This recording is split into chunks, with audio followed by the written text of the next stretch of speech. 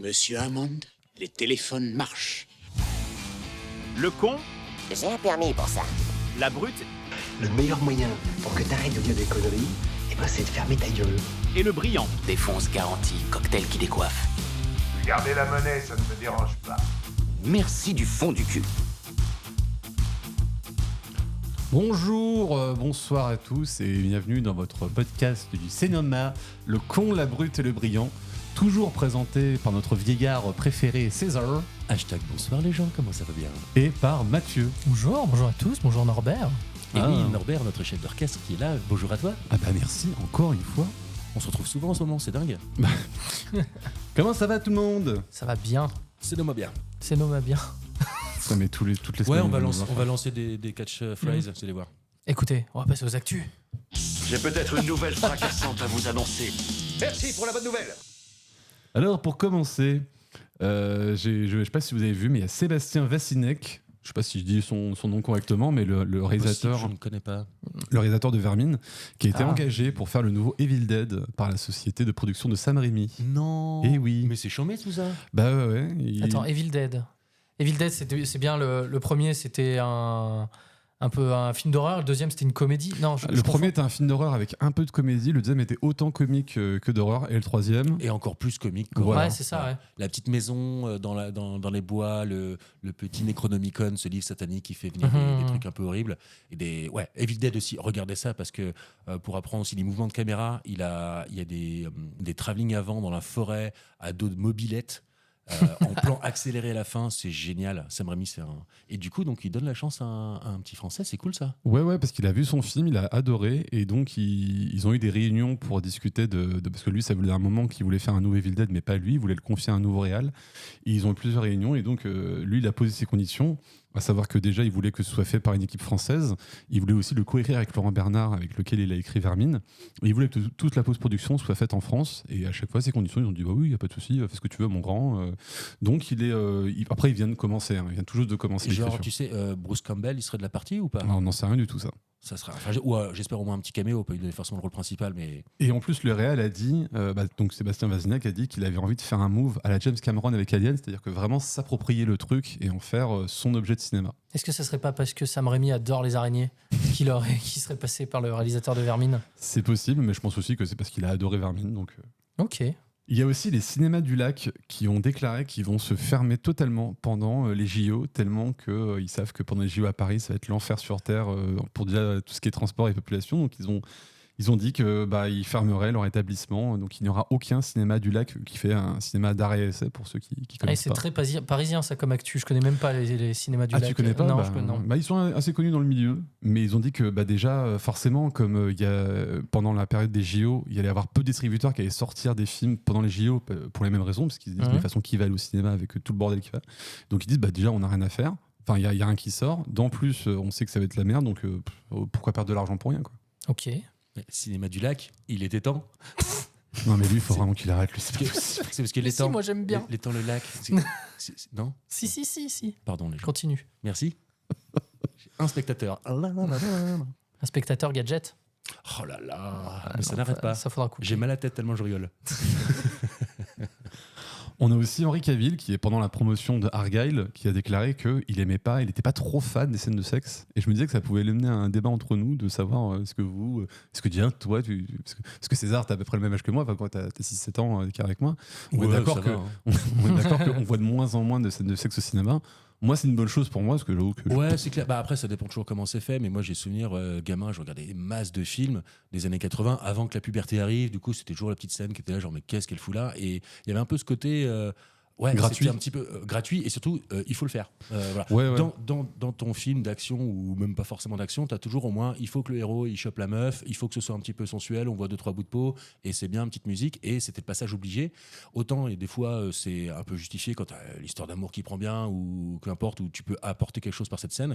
Autant, la plupart du temps, c'est purement du voyeurisme. C'est bon, vous avez vu des nichons, vous êtes content, quoi. moi, je me rappelle que j'ai vu il y a 1 ou 2 ans, j'ai revu Highlander, et il y a une scène de peut-être 2 ou 3 minutes qui n'est que avec une petite musique t'es par-dessus, un peu comme dans Top Gun, où c'est juste, tenez, on vous montre une corps de meuf qui est en train de se faire dénuder et prendre.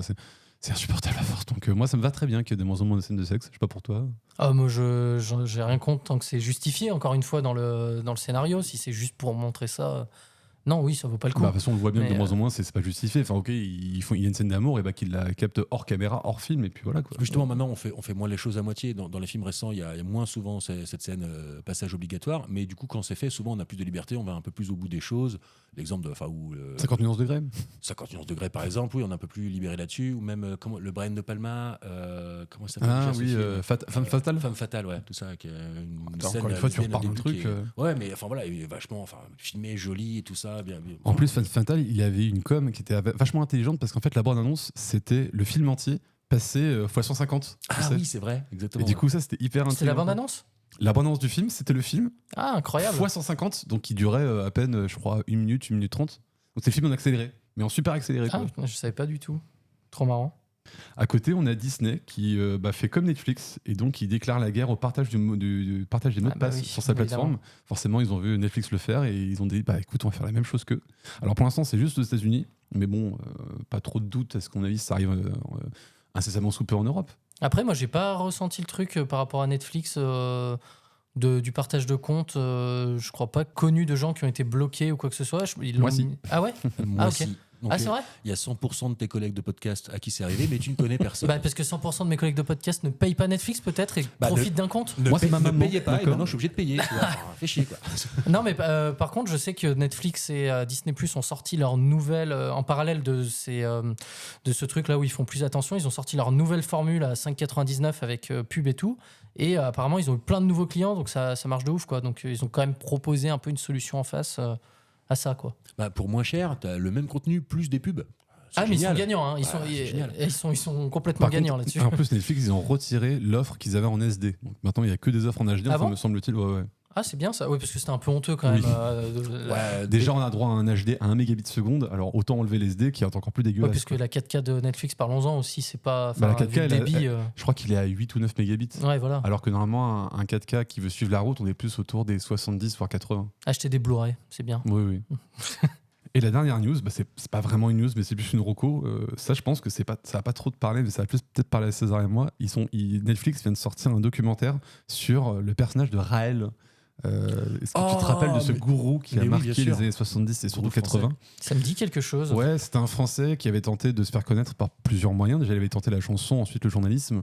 Et en fait, je crois que c'était fin années 70, début 80, il a déclaré par 2 fois qu'il s'était fait reconnaître par des extraterrestres. Alors comment il les a appelés, ces extraterrestres? Ah, c'est l'ancien Sylvain Durif.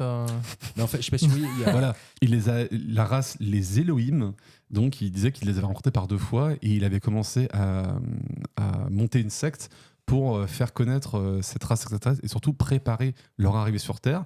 Et en fait, les gens qui voulaient acquérir à sa secte, ils devaient donner 11% de leur salaire tous les mois, à savoir 10% pour la création du truc et 1% pour le gourou Raël. Ah, c'est pratique ça, dis donc.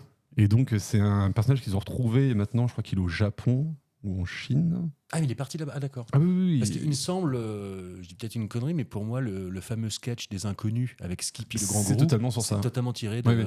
Enfin, c'était l'actualité à l'époque, Raël. Ah oui, c'est vrai. Et même, et plus récemment, il y a KDO, je crois que c'était à l'époque où ils faisaient samedi soir en direct, où ils avaient repris ça, où il y avait Cadmerade qui était déguisé un petit peu en Raël, et il faisait le sketch avec la 4L, Ouais, ou c'est je ça, sais ouais. plus quoi, enfin, c'était Mhm. c'était assez rigolo aussi. Mais d'accord, il s'est barré au Japon. Ça, c'est mon rêve, fonder une secte, c'est génial. Et non, mais surtout que il reçoit toujours des sous, il a toujours des adeptes et son truc est toujours en cours. Hein. Oh, c'est parfait. Donc moi, je l'ai pas encore vu, mais je trouve que Attends, c'est sorti ou ça va sortir? c'est sorti. C'est sorti. C'est ok. sorti. Ouais. Donc je vous le conseille. Et comment il s'appelle? Comment? Raël? Non. Raël, le prophète des extraterrestres. Le prophète des extraterrestres. Ouais. Ouais, putain, ça pète. Donc on vous le conseille sur Netflix si vous n'avez pas piqué le compte de quelqu'un et vous n'êtes pas fait bloquer. Profitez-en. Sinon, moi là-dessus, bah voilà, j'ai fait mon petit tour des actus. Bravo, félicitations. Et bien sur ce, je vous propose qu'on passe au film du jour. Ouais, c'est le film de le jour. C'est de pire en pire. On va parler d'Argile. Argile de Matthew Vaughn. Un peu de poterie. Alors, qui pour nous résumer ce film?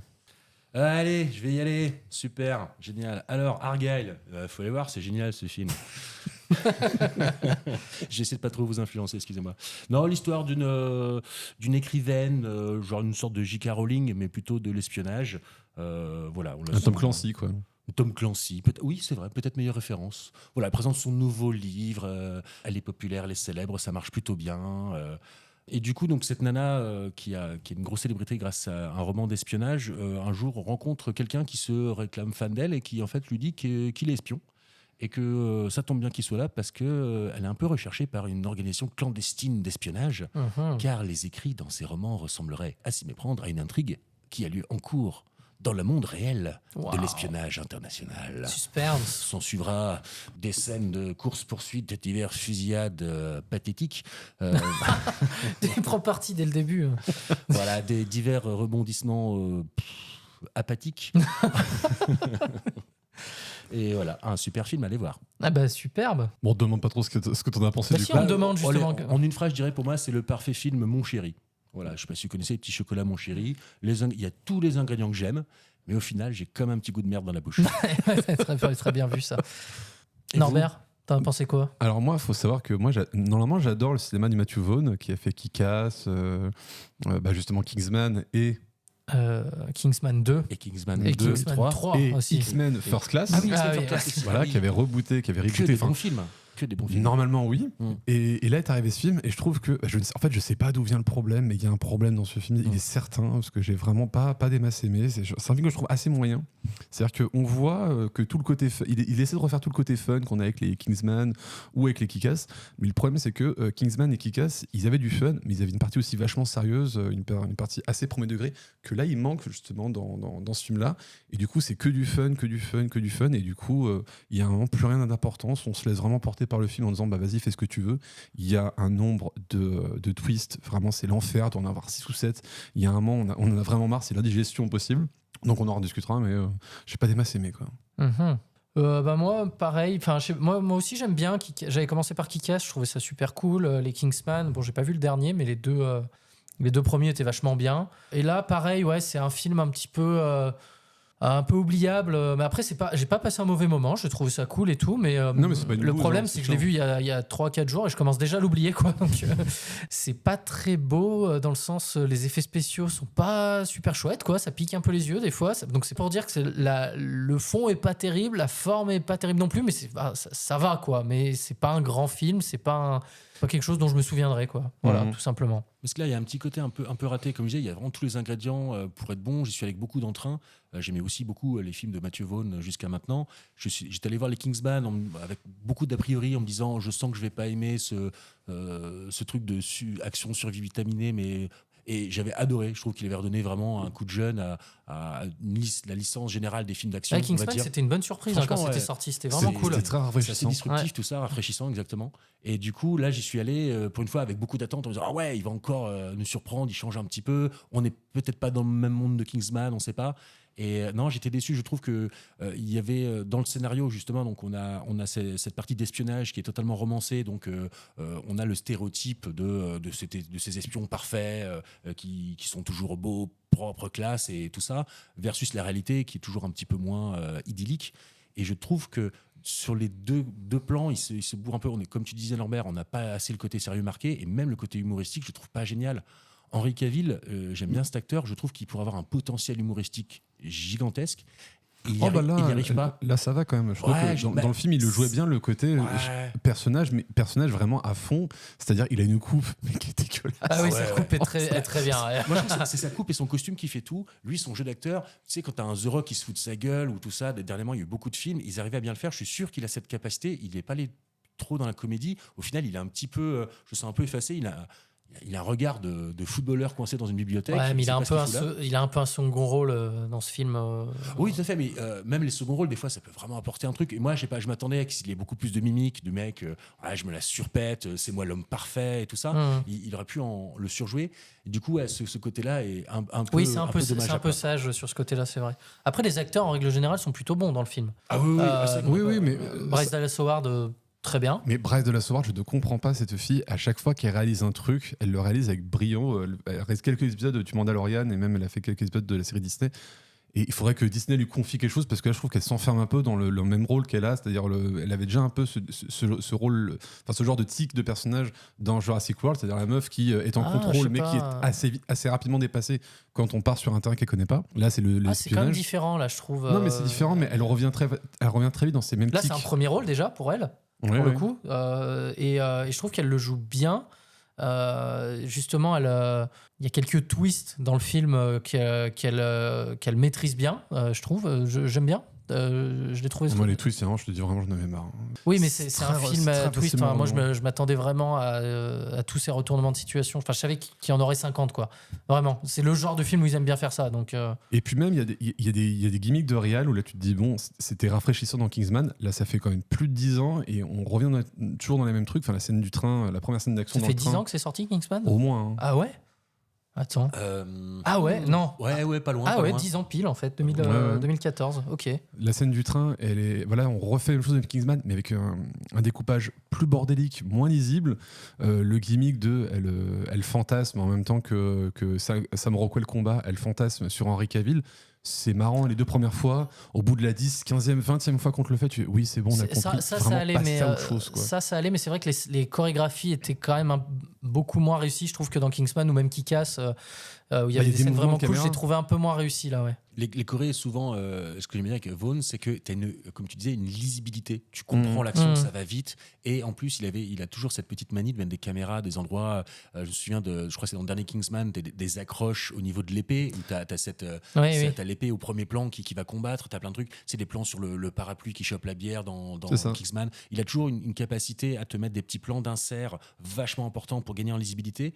Là, on le perd un peu. Il aurait pu jouer justement des fois les combats où quasiment sans coupe, en plan séquence, t'as le personnage principal, Henry Cavill, Sam Rockwell qui s'échangent, mais ça, pareil, il n'a pas vraiment réussi à le faire. Il aurait pu essayer de le surjouer encore un peu plus. Alors, c'est très compliqué techniquement, mais du coup, j'ai pas retrouvé sa patte. Là, son originalité de t'as cadrage. T'as beaucoup de plans en première personne, ce qu'on voit pas trop dans le cinéma. T'as énormément de plans. C'est vrai que des plans, ce qu'on appelle des plans subjectifs, t'en as de moins en moins dans le cinéma, et là t'en as. Mais c'est pareil, il nous fait un truc, il va nous le refaire 5, 6 fois dans le film. C'est pareil, les plans où elle s'endort et on voit une fermeture d'œil, et quand elle les réouvre dans un autre endroit, il le fait 5 fois dans le film. Il y a un moment, tu te dis c'est bon.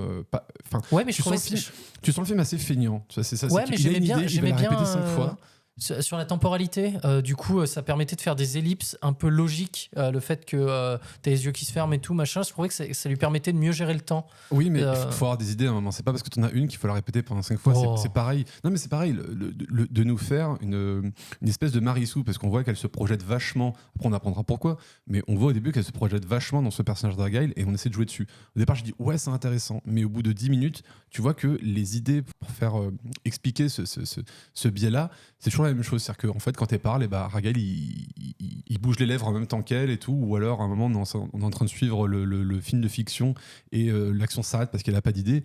C'est des trucs qu'on a vus 1 milliard de fois. Donc, c'est moins inventif, je trouve, que dans Kingsman. Kingsman avait vraiment réinventé la manière de filmer des scènes d'action où, justement, comme tu dis, on avait des scènes où on suivait la tête en train de se faire taper et tout, ou un objet qui tapait dans les gens. Et là, ça devient très consensuel, ou alors il nous refait ce qu'il a fait dans Kingsman.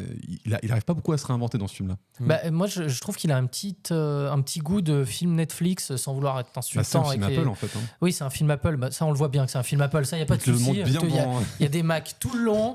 Il y a l'autre qui rêve d'être Steve Jobs. On a compris que c'était Apple. mais je trouve qu'il a ce petit goût de film Netflix. Ça va, c'est un divertissement, quoi. Ça va pas plus loin. C'est ce que Netflix avait fait avec, je sais pas, il y avait eu Six Underground, il y avait eu tous ces films-là qui sont un petit peu. Voilà. À la différence de Six Underground, c'est que là, il y a quand même beaucoup de thunes qui ont été engrenées dans ce projet. Le film a coûté 200 millions. Je trouve que c'est vachement beaucoup. Pour le résultat qu'on a en face de nous, 200 millions, on est beaucoup plus que Jurassic World. Jurassic World, ça coûtait très cher. 150, 160, là on est quand même à 200 millions. Je sais pas où est passé l'argent. Je crois que ça a coûté le même prix que Killer of the Flower Moon. Mais en tout cas, 200 millions, c'est quoi? Donc c'est 2 fois et demi le tarif de Rebel Moon. Presque. Et non, c'est un peu mieux que Rebel Moon quand même. Ah oui, je tenais à dire, j'avais raison. Qu'on 200 millions. Ouais, 200 millions. Ouais. D'accord. Faut qu'on reparle des acteurs un petit peu, mais dedans il y a aussi Sofia Boutella. Et je dis, désolé meuf, mais c'est 4 épisodes de notre podcast, 2 films avec elle, Rebel Moon et celui-là, et pour l'instant ça fait pas consensus. Tu parles de la mère? Non, Sofia Boutella. Comment elle s'appelle dans le film? Ah oui. Gardeuse de secret, je sais plus. Oui, c'est ça. C'est celle qui est. tout ça. Ah, d'accord. C'est ce côté-là, ouais. Ouais, d'accord. Et donc tu parlais de la mère. Et donc Oui. la mère, tu l'as pas reconnue. Non. La mère de Bryce Dallas Howard, l'écrivaine, c'est la mère de Maman, j'ai raté l'avion. Mais non. Mais si. Mais attends, la mère. Ouais, la mère de J'ai raté. Elle est Maman, j'ai encore raté en l'avion. vie. Elle est encore en vie. Elle joue un petit peu en fait. J'ai regardé un peu sa carrière. C'est rigolo parce elle fait beaucoup d'animation, mais et surtout, elle était aussi dans Beetlejuice et du coup, elle va être dans le nouveau Beetlejuice qui va sortir cette année ou l'année prochaine. Et Toujours par Tim Burton. Ouais, toujours par Tim D'accord. Burton. Non, mais en fait, ce film, il est compliqué parce que tu vois le bien faire et je sais pas la faute elle vient de qui. Je sais pas si c'est le studio qui a dit refais-nous un Kingsman et tout, ou si c'est lui qui juste il manque de créativité et tout. Parce que c'est pareil. Pour ceux qui ont vu Kingsman, il y a une fameuse scène à la fin. Je vais juste dire la fameuse scène avec le feu d'artifice. Le premier. Voilà. Ouais. Et là, il y a vraiment cette impression qu'ils nous refait cette scène, sauf que là, au lieu des feux d'artifice, des fumigènes de couleurs, mais t'as vraiment l'impression, et elle semble plus gratuite qu'autre chose, parce qu'encore une fois, ce qui était marrant dans le premier Kingsman, on va essayer de pas trop spoiler, mais ce qui était marrant, c'était de mêler les feux d'artifice avec un côté hyper gore qui aurait dû l'être si c'était pas les feux d'artifice.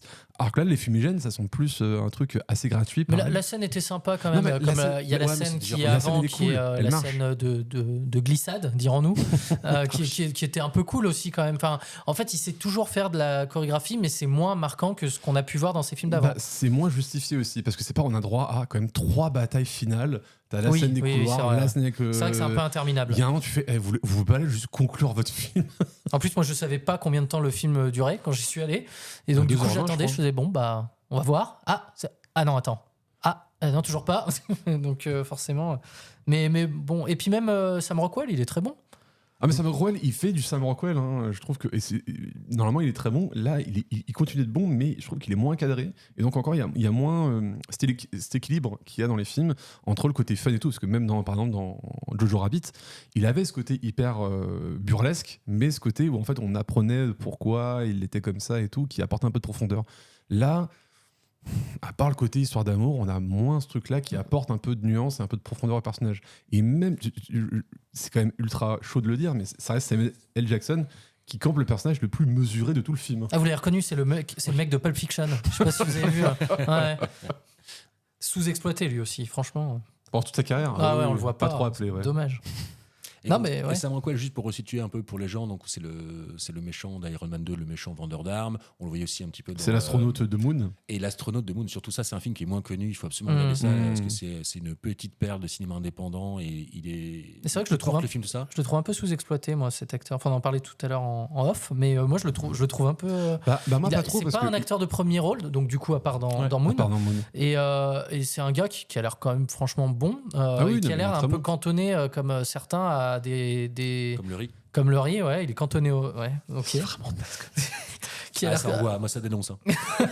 Au second rôle, quoi, et c'est dommage, quoi. Après, peut-être que c'est ce qu'il aime. Hein, oui, peut-être aussi, mais de qui je parlais Steve Buscemi, du coup, tout à l'heure, qui est un peu pareil, en fait, l'éternel gars qu'on connaît pour des seconds rôles, quoi. Et dommage. Le François Berléand américain, quoi. François Berléand, dans Le Transporteur, hein, exactement. Le Transporteur, François Berléand, tu vois, sa filmo, il a 400 films et il a 2 films où c'est le rôle principal, quoi. Ouais. Mais, Et on a John Cena aussi qu'on commence à voir partout, qui nous fait sa carrière de The Rock. Mais John Cena, je trouve qu'il est bien parce qu'en plus. Moi, j'aime bien. Il est encore plus second degré que The Rock. Ah non, quand même. Je sais pas. The Rock, il a un talent comique indéniable. Ah ouais, vraiment. Oui, mais il se prend de plus en plus au sérieux, aussi bien dans ses films que dans la vraie vie. Hein. Ouais, je sais pas. On l'a bien vu. Après, là, John Cena, c'est beaucoup moins exploité. C'est vrai qu'il était bon dans les Suicide Squad, dans sa série. Barbie, il a fait une petite apparition dans Barbie. Peacemaker. Peacemaker, c'est le meilleur casting de John Cena que j'ai vu pour l'instant. Non, j'aime bien cet acteur. Et puis évidemment.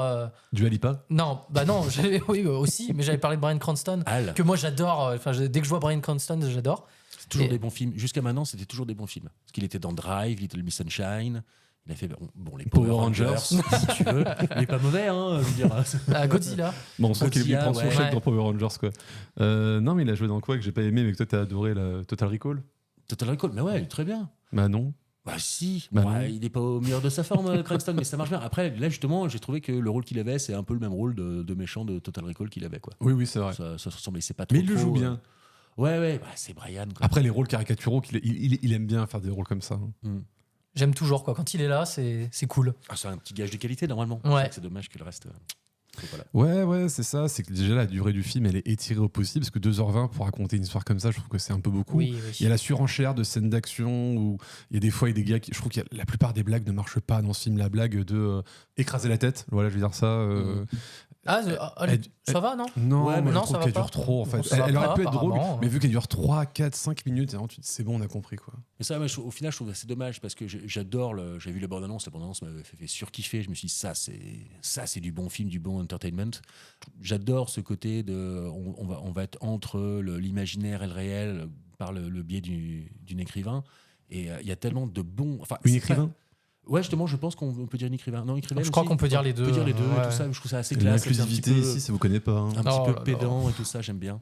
Et la gonzesse là, qui écrit ses torchons. Hein. D'ailleurs, juste, il y a un truc que j'aime bien autour de ce film, c'est que du coup, elle joue le rôle d'une écrivaine, d'une écrivain, d'une auteure, L'autrice. d'une auteuse qui s'appelle Ellie Conway.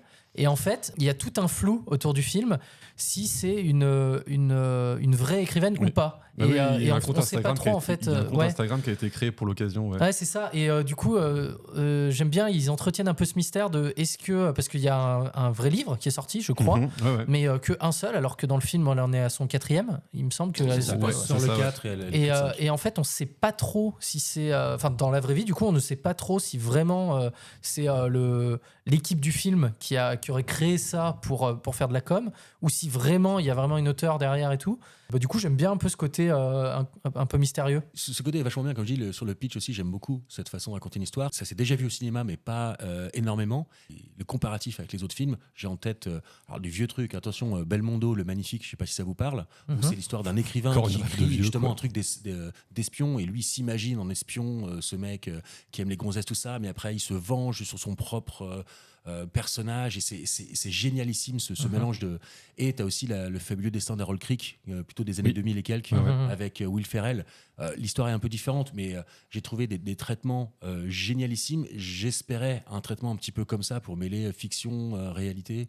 J'étais un Bah, petit c'est peu- Et pareil. ça va peut-être pas assez loin de ce côté-là. Ouais. T'as l'impression au début du film qu'on va en parler beaucoup parce qu'il y a plusieurs scènes où on la voit en train d'écrire et on voit ce qui se passe dans l'univers de fiction en même temps qu'elle écrit, ce que je trouvais ça assez Ah, intéressant. ça, c'était cool comme scène. Ouais. Mais ça va pas plus loin que ça. C'est ça. Et on reste Oui, assez parce en que c'est surface. plus le sujet du film après, en fait. Tout Oui, simplement, oui, on change mais de. il n'y a pas trop d'idées. Je trouve que ce film manque cruellement d'idées de mise en scène ou de réal là-dessus, quoi. Parce que c'est pareil, le début où on nous montre des fonds verts archi dégueulasses parce qu'on veut qu'on comprenne qu'on est dans un univers de fiction et tout, ça marche. Alors, en fait, je sais pas si ça marche ou si une façon de le justifier en disant comme ça, on mettra pas beaucoup d'oseille là-dedans, Bah, ce sera dégueulasse, mais ça. Justement, j'ai un doute s'ils ont voulu faire joli ou pas, parce qu'il y a cette. Bon, c'est au tout début du film, il y a une espèce de slide de voiture, et c'est pas beau, mais c'est rigolo.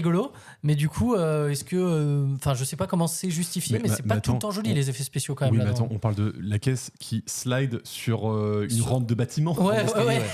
Oui, non, mais Et ça, qui ça roule se au-dessus voit. des. Bah, c'est un peu rigolo, mais c'est pas. Enfin, je sais pas si c'est pas beau parce que c'est fait exprès ou pas. Mais, Ouais, au départ, moi, la mise en scène, j'ai trouvé assez rigolote comme ça parce qu'il y a ce côté hyper fictionnalisé où tu dis, voilà, c'est artificiel au possible. Il y a la fameuse scène de danse que dès le début du film où Oui. ils sont genre tout seuls. Ils sont vraiment, il y a personne qui danse à part eux. Donc, quand le gars dit, voulez-vous danser? Tu fais, ça fait hyper. Tu dis, il y a personne qui danse. Qu'est-ce que. Puis en plus, ils font la danse Oui. avec l'hélicoptère et puis avec l'échange qui veut rien dire. Est-ce que vous savez faire l'hélicoptère? Fallait vraiment vous poser la question. Enfin, Ça, j'ai bien qui aimé. parle comme ça. Enfin. Heureusement qu'il demande ça à la meuf, parce que si c'est la meuf qui a demandé ça au gars, Oui. j'aurais eu une toute autre chorégraphie Mais, en tête. oui, mais ça, c'est assez marrant parce que je trouve que c'est un des rares gars qui fonctionne dans le film, c'est que l'hélicoptère, à la fin, ils font une danse où ils s'inversent, où c'est la femme qui porte l'homme avec les jambes écartées. Ça, au moins, ça marchait, quoi. Sa petite référence à Dirty Dancing. Oui. Ouais, si on veut, vite fait. Ah bon? Ah, je vais gourer. Ouais, bah, je sais pas. Si vous avez une carte UGC limitée, allez-y, faites-vous une idée. Si Voilà. vous payez pour vos places, faites gaffe. Surtout quoi. si vous payez comme un multiplex, donc c'est-à-dire entre 11 et 12 euros la place. C'est-à-dire que moi, j'ai pas payé ma place, donc. Mais non, toi, comme. Donc je suis ravi, c'est c'est César nous qui m'a te l'avons invité. payé, ouais. Bouffer des popcorn plutôt dehors du cinéma, il fait beau et tout ça. Là. Non, mais faut attendre un autre film de Matthew Vaughn parce que là, mais Oui, encore j'ai une pas fois, envie de le je. faire. En tout cas, j'ai tellement bien C'est- apprécié son Par début de contre, filmographie. Je veux pas sans trop m'arrêter spoiler, là-dessus. ça vend peut-être une suite, je Oui. pense. Sauf que si suite il y a, c'est- elle enfin, fout le merdier Ça dans la fait table. Ouais, c'est Oui, parce que- étonnant, ouais. Mais après, sans spoiler, donc à la fin, il y a une petite scène post-générique qui veut essayer d'amener un lien entre l'univers d'Argyle et l'univers de Kingsman d'avant. Voilà. Mhm. Perso, alors, j'ai pas tout compris. Moi non la plus. scène. Et Et surtout, ce qui m'a embêté, c'est que Bah, il y a Samuel Samuel Jackson qui dans a les deux rôles univers. différents. Il est dans Kingsman et c'était un Voilà. méchant. Non, mais c'est pour ça qu'elle fout Et le du coup, merdier. je me dis, waouh. Après, Matthew Vaughn, j'ai l'impression qu'il est habitué parce que X-Men First Class faisait un peu ça aussi. First Class était pensé comme un reboot, donc il se permettait d'avoir des trajectoires ultra différentes comparées à la trilogie de base. Sauf que le film qui arrivait après, Day of the Future Past, voulait mélanger les deux univers. Et c'est là que ça foutait le merdier dans la timeline aussi. Ah oui, j'avais aussi noté, j'avais pas fait gaffe que Bryce Dallas Howard, un nom qui pète quand même, on peut Bah, c'est la fille de Ron Howard. BDH. Oui, c'est vrai ça. C'est la fille Oui. de Ron Howard. Ouais. Et surtout, elle a fait masse de licences en fait. Parce qu'elle a Oui. commencé beaucoup avec les Spider-Man. Elle a fait. Alors moi, surtout, elle m'a été révélée dans Black Mirror. Oui, Son dans épisode de Spider-Man, Black elle, Mirror est génial. elle joue dans le 3e où elle joue. Dans le 2. Non, pas Mary Jane, Pas l'autre. Gwen Stefani. Gwen. Elle Ouais. joue Gwen, ouais. La première Gwen Stefani, ouais. Elle a fait le Non, Jurassic. Gwen Stefani, c'est la chanteuse Ah de oui, The non, Doors. ouais, Gwen Stefani, c'est The Doors. C'est pas la même personne alors. Oh, mais toute ma vie est à refaire. Pardon. Et Terminator aussi. Terminator Renaissance, c'est. Et toi, c'est Madame. oui. Madame. C'est la John femme Connor. de John Connor, oui, effectivement. Et apparemment, elle est dans Twilight 3 aussi. Elle est dans Twilight aussi. Elle a fait de la Twilight merde. 3. Il paraît. C'est mon préféré en plus des Twilight. Oh Ah, la chance. comment t'as pu c'est arriver préféré. jusque-là Si vous voulez lui faire plaisir, Ah non, mais envoyez-lui, Twilight 3, c'est des un voir, affiches. regardez-le, parce que c'est le Twilight à regarder qui a été réalisé par le réalisateur de Hard Candy. C'est vrai que c'était rigolo parce qu'il se foutait un peu de la gueule des autres films dedans. J'ai un souvenir de. Bah oui, il il y a a jamais le- de t-shirt lui. Voilà, il y a le gars et il y a surtout Bella qui dit faut me faire confiance, alors qu'une demi-heure plus tard, elle va rouler des gros palos au gars qui avait dit non, mais jamais de ma vie. Bah voilà, sinon, moi je pense qu'on a tout dit. Ouais, ce qu'on bof. avait à dire Quoi. sur le film. En règle générale, bof. Ouais, voilà, c'est dommage. C'est dommage parce ça. qu'en fait, c'est pas un mauvais film. C'est un film moyen. Mais le réalisateur nous avait habitués à mieux. C'est Donc ça. malheureusement, on attendait un petit peu mieux. Quoi, je C'est pense. ça. Là, je me sens un peu comme tu sais, le prof en collège où tu as un élève qui est très intelligent, mais il a rien glandé. Et tu vas dire, ah là là, mon pauvre. Tu étais capable de faire bien mieux, tu nous l'as déjà montré. Non, mais Qu'est-ce c'est qui ça. t'est- En Mon fait, petit Mathieu, qu'est-ce qui t'arrive là? en fait, Pourquoi ce qu'il a fait de bien, c'est un truc qu'il a ramené de Kingsman et Kick-Ass. Donc c'est pas un truc nouveau, c'est juste qu'il l'a retransposé. Sauf qu'il l'a retransposé que d'un côté. Il a mis que le côté fun sans nuancer avec le côté sérieux. Par Ouais, puis je exemple. trouve que le côté fun, il est moins présent que le Kingsman. Enfin, ouais, je sais pas. Même ça, il a pas fait aussi bien qu'avant. Donc, si en plus, il rajoute pas, parce que pour l'instant, il y avait toujours un petit côté surenchère. Et avec le 3 de Kingsman, c'est vrai que c'est à la première vision, je l'ai trouvé un petit peu moins bon, mais je l'ai revu là récemment. Et ah, si, quand même, il passe. Non, il mais passe bien, quoi. c'est le moins bon des trois, mais ça reste un bon film. Ouais. Et puis là, je Oui. dis, il y a moins de twists. Et moi, les twists, ils m'ont cueilli à chaque fois.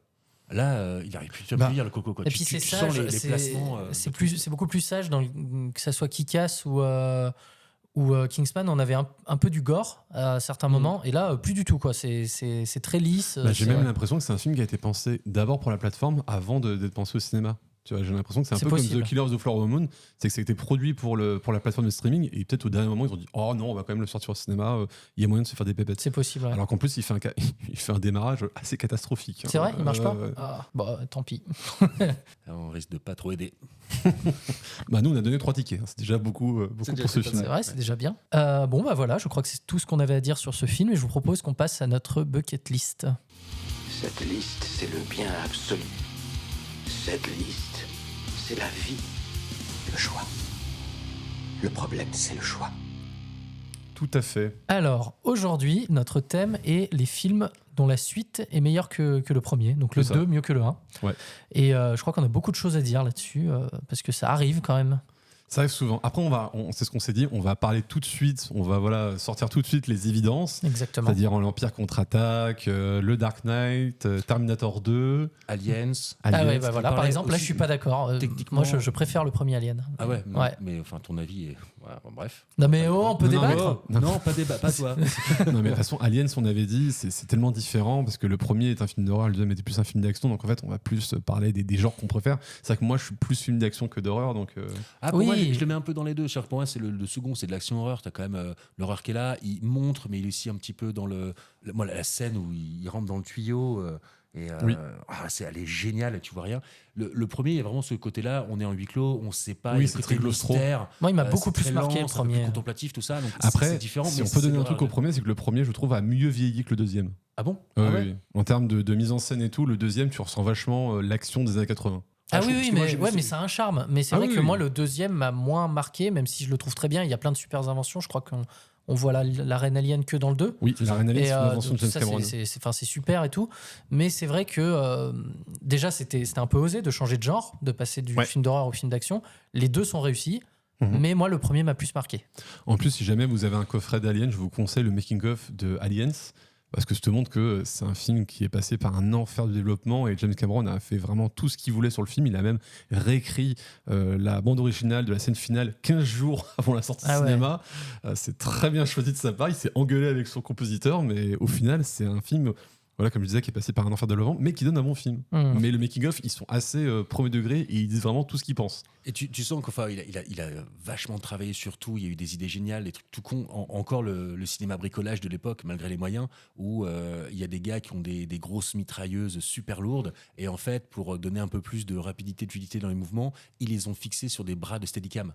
Oui. C'est pour ça qu'en fait, ils ont des armes qui sont un peu fixées, qui flottent sur eux. C'était jamais avant. Putain, on a des Steadicam, mais pourquoi on utiliserait ça pour les armes? Ça passe trop bien. Et c'est des petits trucs, des petits détails comme ça qui à chaque fois. En tout cas, c'était pas les films dont on voulait parler. Et donc, on voulait pas en parler.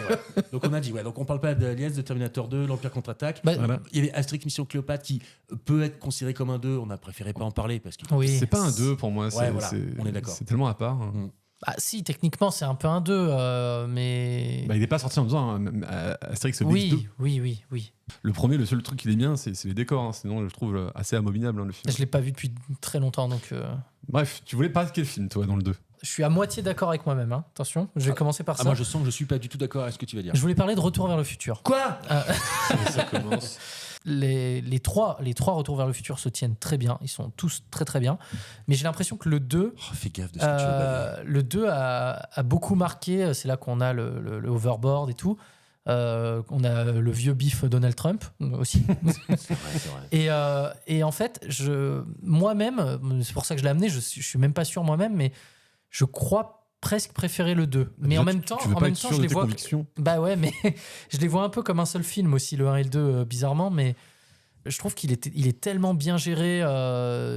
Les scènes, on revoit des scènes du 1 dans le 2, je sais même plus comment expliquer. Oui, non, mais je vois bien. Et je trouvais que c'était une excellente suite, quoi. Après, j'ai du mal à prendre le 2 en tant que film seul, parce que déjà, il a été écrit en même temps que le 2 et le 3, tourné en même temps que le 2 et le 3. Donc, pour moi, le 2 et le 3 sont très différents. Pour moi, le 2 et le 3 sont quand même indissociables. Donc, j'ai beaucoup de mal à voir ce film comme un 2 et juste un 2. Il commence des préparations dans le 2 qui vont avoir des paiements dans le 3. Tu vois, entre le bouclier, en fait, il y a Biff qui est dans son sa baignoire en train de mais c'est que des blagues. Mais au-delà de ça, pour moi, il m'avait vachement marqué ce film parce que j'ai souvenir, je l'avais pas vu au cinéma, mais alors je sais plus quel âge j'avais, j'étais assez jeune, je l'avais vu chez un cousin. Et à la fin du 2, tu as dans le film, dans le générique, une bande-annonce du 3. Ouais. Direct. Et t'avais le To Be Continued, déjà qui commençait un peu, t'avais pas ça tout le temps, tu l'avais dans le 1, tout ça. Oui, je crois que tu l'as dans le 1. Oui, forcément. Oui, à la fin du 1, il s'envole, donc il y a un To Be Continued. Pas besoin de To Be Continued, et tu commences à avoir des images du western, tout ça. Et ça m'avait tellement marqué à l'époque. Oui, parce qu'il me semble que les deux, il y a 6-7 mois de séparation de cinéma. Quasiment la même année. Ouais. Après, je trouve que le tour de force du 2, c'est qu'il mêle l'intrigue à un moment, parce que bien sûr, si vous avez tous vu le 2, mais si vous ne l'avez pas vu, en fait, il va revenir dans les événements du 1. C'est exactement ce que j'essayais de dire tout à l'heure. C'est extrêmement lisible. On comprend à chaque fois quel est le McFly qu'on suit, parce qu'on voit le McFly du 1 et le McFly du 2. Aussi, ils sont pas, ils trouvent des techniques, comme ils sont pas habillés de la même façon, mais c'est le tour de force qu'on n'est jamais perdu dans l'action, ni perdu dans la lisibilité, parce qu'à chaque fois on a une explication de pourquoi ça se passe comme ça et tout, et d'où on va devoir repartir pour rétablir l'ordre établi. Donc c'est vraiment le tour de force, je trouve, de ce film-là. Et puis il arrive à expliquer l'histoire des univers parallèles, entre guillemets, très très clairement, ça c'est super. Et la plupart des films ont gardé cette explication-là. Ouais, carrément. Non, moi je le trouve super Avengers. Réussi. Sauf Avengers. Qui dit à un moment, là on n'est pas dans Retour vers le futur. Ouais, c'est ça. Non, voilà. Donc je commence par celui-là parce que je suis moi-même mitigé, mais c'est vrai que j'ai l'impression que le 2 a presque plus marqué que le 1 de par le overboard. Les gens se souviennent plus, j'ai l'impression, du moment où on va dans le futur plutôt que du moment où on va dans le passé, en fait. Oui. Donc c'est pour ça. En plus, le caméo d'Elijah Wood. Il y a le caméo, Et en plus, il y avait quand même une proposition du futur qui maintenant, parce que je crois que c'était le futur de 2017, je crois. 2015. On est en 2015. 2015. Donc Octobre on 2015. l'a passé depuis 9 ans. Ouais. Et finalement, il y a quand même pas mal des choses qu'ils proposent qui se sont révélées assez vraies. Comme les suites à outrance, parce qu'ils montrent le nom de la mer. 17. 17 je épisodes. crois. Ouais, On dit, ouais. on l'a un peu fait, ça, je veux dire. Ils nous montrent les vinyles qui sont plus ratés déjà. Bon, ça c'est revenu, mais pendant un temps, quand même, les vinyles ne marchaient plus du tout. La télé interactive. Voilà, la télé enfin, interactive. le- La surabondance des médias, parce qu'on voit qu'à un moment, le gars, il regarde 25 chaînes en même temps. Bon, on n'a pas les 25 écrans, mais on a la surabondance de chaînes. Donc, quand même, il y a quand même pas mal de propositions du futur qui restent On valides. n'a pas le Pepsi à $50 et les voitures volantes ont été remplacées par des trottinettes électriques. Ouais. Alors ça, super. Et sinon, toi Moi, alors j'en ai plusieurs. Par quoi qu'est-ce que je vais commencer Alors moi, c'est très film d'action, très 80. J'ai noté L'Arme Fatale. L'Arme Fatale, c'est une série de films qui est pas mal du tout, enfin que j'aime assez bien. D'ailleurs, que le prochain qui va sortir l'année prochaine, je crois. Ah oui, c'est vrai. Alors ouais, on va voir. Là, en mode vieux, curieux. Mais les originaux sont assez bien. Mel Gibson, J'ai Danny plus Glover. trop de souvenirs de l'Infertale 2. Le premier, en fait, c'était donc une grosse histoire policier. C'était quand même assez noir. Il y a un petit peu d'humour. Je dis pas que ça c'est noir à cause de Danny Glover. Hein, on est d'accord. Voilà. Merci, je l'attendais celle-là. Super. Je voyais le regard. Vos regards. Non, c'est bien que tu pour, désamorcé tout seul. Ouais, bravo. Pour situer L'Arme Fatale, c'est la rencontre de Mel Gibson qui était jeune à l'époque, qui devait avoir une trentaine d'années, qui vient de perdre sa femme et donc qui est intégré dans un nouveau service de police et qui était associé au policier Murtaugh, qui est, je crois, à 5-6 ans de la retraite dans le premier. Non, même pas. Je crois même pas. Peut-être 1 an de la retraite. Un truc comme Donc ça. on a vraiment la confrontation jeune contre vieux et on a la confrontation aussi du cinéma des années 80, du nouveau cinéma des années 80 policier, donc des policiers qui rentrent dedans et tout. Avec l'ancienne police qui était très, je sais pas comment dire, très procédurielle. Procéduriel, ouais, Voilà. enfin, ouais, c'est ça, exactement. Et du coup, le 1 est assez bon comme film, un peu déjanté, on est beaucoup, donc Martin Riggs, Mel Gibson, oui, un peu suicidaire. Et le 2, je trouve qu'ils ont repris les codes, ça marche bien, le duo marche d'enfer, il est encore plus proche de la retraite. Le leitmotiv du film, c'est « je suis trop vieux pour ces conneries », ça marche très bien. Et le 2, ils ont réussi à mettre de l'humour dedans. Donc, tu as le personnage joué par Joe Pesci, qui apparaît joue pas dans le Leo 3, lui Duggets. Il est à partir du 2. D'accord. Le 2, c'est là où il apparaît le plus. Et il y a des scènes d'anthologie. La scène des Danny Glover coincé sur ses toilettes où il y a des bombes. La scène est géniale. très belle scène. Et moi, la scène qui m'a le plus marqué, il y a une course-poursuite de bagnole où à la fin, il y a un accident et une camionnette qui transforme une planche de surf, se met à s'envoler en face et donc décapiter le méchant. Il y a tout un truc comme ça et c'est génial. Ils ont toujours gardé un petit peu le côté noirceur. Il n'est pas, enfin voilà, un peu violent, un peu noir, mais il est drôle et je trouve que de la série, c'est de loin le meilleur. D'ailleurs, c'est le meilleur. Moi, c'est le 4. Moi, le 4, c'est mon préféré. 4 Ah ouais, parce que moi j'hésite avec le 3. Attends, le 4 avec Jet Li. Ouais. Ah ouais, non. Ah, c'est mon préféré. Ah ouais, non. À rigueur, le 3, les tueurs de flics, il est pas mal, parce qu'il est encore plus. Mais le 4, ils sont pas trop sérieux. Justement, le 4, ils sont tellement dans un esprit de on s'en bat les couilles de tout. C'est un peu too much. Ouais, la scène de combat de Jet Li. Ouais, non, j'ai plus de mal. Non. Et le thème, c'est le 2 est mieux que le 1, pas le 4 est mieux que le 2. Alors, Oui, non, je suis d'accord. Alors, qu'est-ce que t'as trouvé, toi? Alors, moi, j'ai trouvé Blade 2. Réalisé par 2, Guillermo del Toro. C'était un de ses premiers films sorti forcément après le premier. Le premier Blade déjà était pas mal. Alors par contre, tu le revois maintenant, tu te dis qu'il sortirait le même film, Blade sortirait maintenant, il se ferait taxer de woke mais par tous les points de vue parce que ces deux personnages principaux sont noirs et que le troisième c'est un blanc qui arrête pas de dire que les vampires sont tous blancs d'ailleurs dans le film, enfin, quasiment tous. Et le 2 embrasse complètement ce côté fantastique parce que le début du film, alors Blade, pour ceux qui connaissent pas Blade, c'est un chasseur de vampires mi-humain, mi-vampire, parce qu'en fait il est né juste après que sa mère ait été mordue par un vampire. Il est né, l'accouchement est apparu quelques heures après, donc il a le sang, c'est dit que genre il a le meilleur des deux mondes, c'est-à-dire qu'il a la force des vampires, mais il peut résister au soleil, il n'a pas de souci là.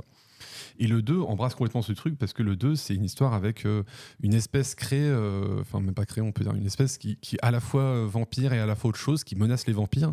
Et en fait, les vampires viennent voir Blade pour dire bon, il faut régler ce merdier, viens, on s'associe, on arrête la guerre entre nous, on signe une trêve et tu vas régler ce merdier pour nous. Et voilà. Et c'était le deuxième film, je crois, ou le troisième de Guillermo del Toro qu'il a fait après Mimic. Et vraiment, je vous le conseille, c'est vraiment de l'action, mais de l'action des années 90, début des années 2000, comme on n'en fait plus. Il y a juste 2-3 effets de CGI qui sont assez grossiers. Maintenant, on les remarque, on se dit, bon, c'est vraiment nul à chier. Mais à l'époque, putain, je l'ai revu il y a quelques années, c'est vraiment bien. En plus, ça dure quoi ? Ça dure 1h57. Et en plus, encore une fois, comme je vous en parlais le dernier épisode, en disant qu'il y a des films comme ça, quand on revoit après, on se dit qu'il y a plein d'acteurs qui ont maintenant explosé. Et bah là-dedans, on a le personnage de Daryl de Walking Dead, enfin l'acteur. Norman Reedus. Voilà, Norman Reedus qui joue dans ce film. Et pareil, on a Ron Perlman. Voilà, on a Ron Perlman aussi qui joue dans ce film, qui est vraiment un acteur qui a joué beaucoup avec Guillermo del Toro. Tout à fait. Vraiment, c'est mon premier film que je vous le lance. Voilà. Très bien. Et ben moi, je vais changer un peu de genre. On va revenir en France cette fois. J'ai pas de français, moi. Eh ben moi, justement, je voulais en ramener. Les bronzés font du ski. Il y a eu les bronzés font du ski 2 ? Non, mais il y a eu les bronzés. bronzés, Et derrière, il y a eu les bronzés font du ski. Je me suis dit que ça serait rigolo de parler un peu d'un film français. Et le premier, il a quand même un peu mal vieilli sur pas mal de vannes. Les bronzés font du ski, c'est pas tellement mieux. Hein, c'est un peu mieux quand même. Franchement, ça passe un peu mieux. Revois le premier, tu vas voir que c'est. J'ai l'impression qu'il y a plus de références du 2 qui ont traversé les années que du 1. Et je pense que tout le monde est à peu près d'accord pour dire que le 2 est meilleur. Quoi. Oui, je pense. Le 3, alors j'avais vu le 3, il est infâme. Mais, j'ai pas osé. Non, c'est vraiment pas bien. Mais voilà.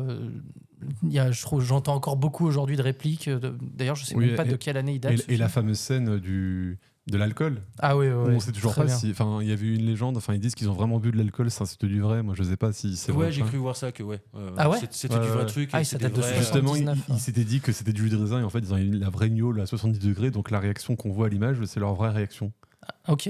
Ah ouais, je savais pas du tout. Mais en tout cas, moi. Mais d'ailleurs, t'avais parlé de Retour vers le futur. Retour vers le futur, pareil. C'est plus dans le 1, mais la scène où il boit, tu sais, il est dans la voiture juste avant d'aller au bal et pour se rassurer, il boit un peu d'alcool. Et c'est le moment où il voit sa mère fumer. Et à ce moment-là, ils ont mis du vrai alcool. D'accord. Et ils ont retourné la scène 12 fois et à la fin, défoncé le gars. Tu vas voir ce que je vais faire à ma mère. Non, enfin voilà, les bronzés font du ski. Puis moi, dès qu'il y a Gérard Jugnot qui hurle, je suis content. J'aime bien. Le bon franchouillard, quoi. Très bien, je vais repasser de l'autre côté de l'Atlantique et je vous propose Hot Shots. Hot Shots, Hot Shots les films des Zaz, mais non, je crois que c'est que il y a pas Zucker, c'est que Abraham, pardon. Donc c'est un film d'Abraham. Donc des grosses parodies très potaches, univers, y a-t-il un flic pour sauver la reine, y a-t-il un pilote dans l'avion, connu pour faire par les Zaz, donc les Zucker et Abraham. Et Abraham ensuite a fait les Hot Shots, donc grosse parodie de Top Gun, qui le 1 est très très bien, mais le 2 le 2 est très cool, le 2 est très marrant aussi. Mais des barres de rire toutes les 30 secondes, toutes les références, les jeux, c'est génial. Il faut absolument regarder ça si vous ne connaissez pas ça. Il y a du Rambo, c'est génial. Il y a une arbalète à poules. Un arc. Un arc à poules, pardon. Il n'a plus de flèches et il tire des poules. C'est magnifique. Il y a un prisonnier qui ne peut pas se déplacer car ils ont noué ses lacets ensemble. C'est que des bonnes références, des bonnes barres de rire. Je trouve que ça n'a pas trop vieilli. Alors bon, c'est Charlie Sheen, un peu cancel maintenant, mais il était bien à l'époque. Non, et puis c'est aussi ce côté, y a-t-il un pilote dans l'avion où il y a 3 vannes à la minute, une au premier plan, une deuxième plan, une à l'arrière-plan. Entre les vannes de réel, les vannes de dialogue. C'est vraiment bien. Ouais.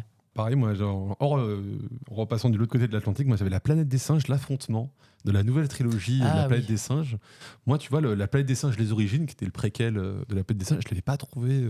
Je le mets trop bien sans plus. Voilà, c'est le meilleur de la série pour moi. Ah non, moi, voilà quoi, ça prenait pas trop de risques. Mais alors, le deuxième, qui est réalisé par Matt Reeves, qui a réalisé dernièrement The Batman. Je le trouve excellent parce que c'est vraiment. Il y a Gary Oldman dedans, c'est ça? C'est à partir du 2 Ouais. Ok. Ouais. Je le trouve c'est vraiment un film à ambiance, un film qui prend son temps. On a quand même, je crois, un quart d'heure avant qu'on a la fameuse scène où César. C'est moi. C'est ça. César vient parler, vient montrer que les singes aient acquis la parole. C'est un film qui pose beaucoup la question de est-ce que les singes sont meilleurs que les humains ?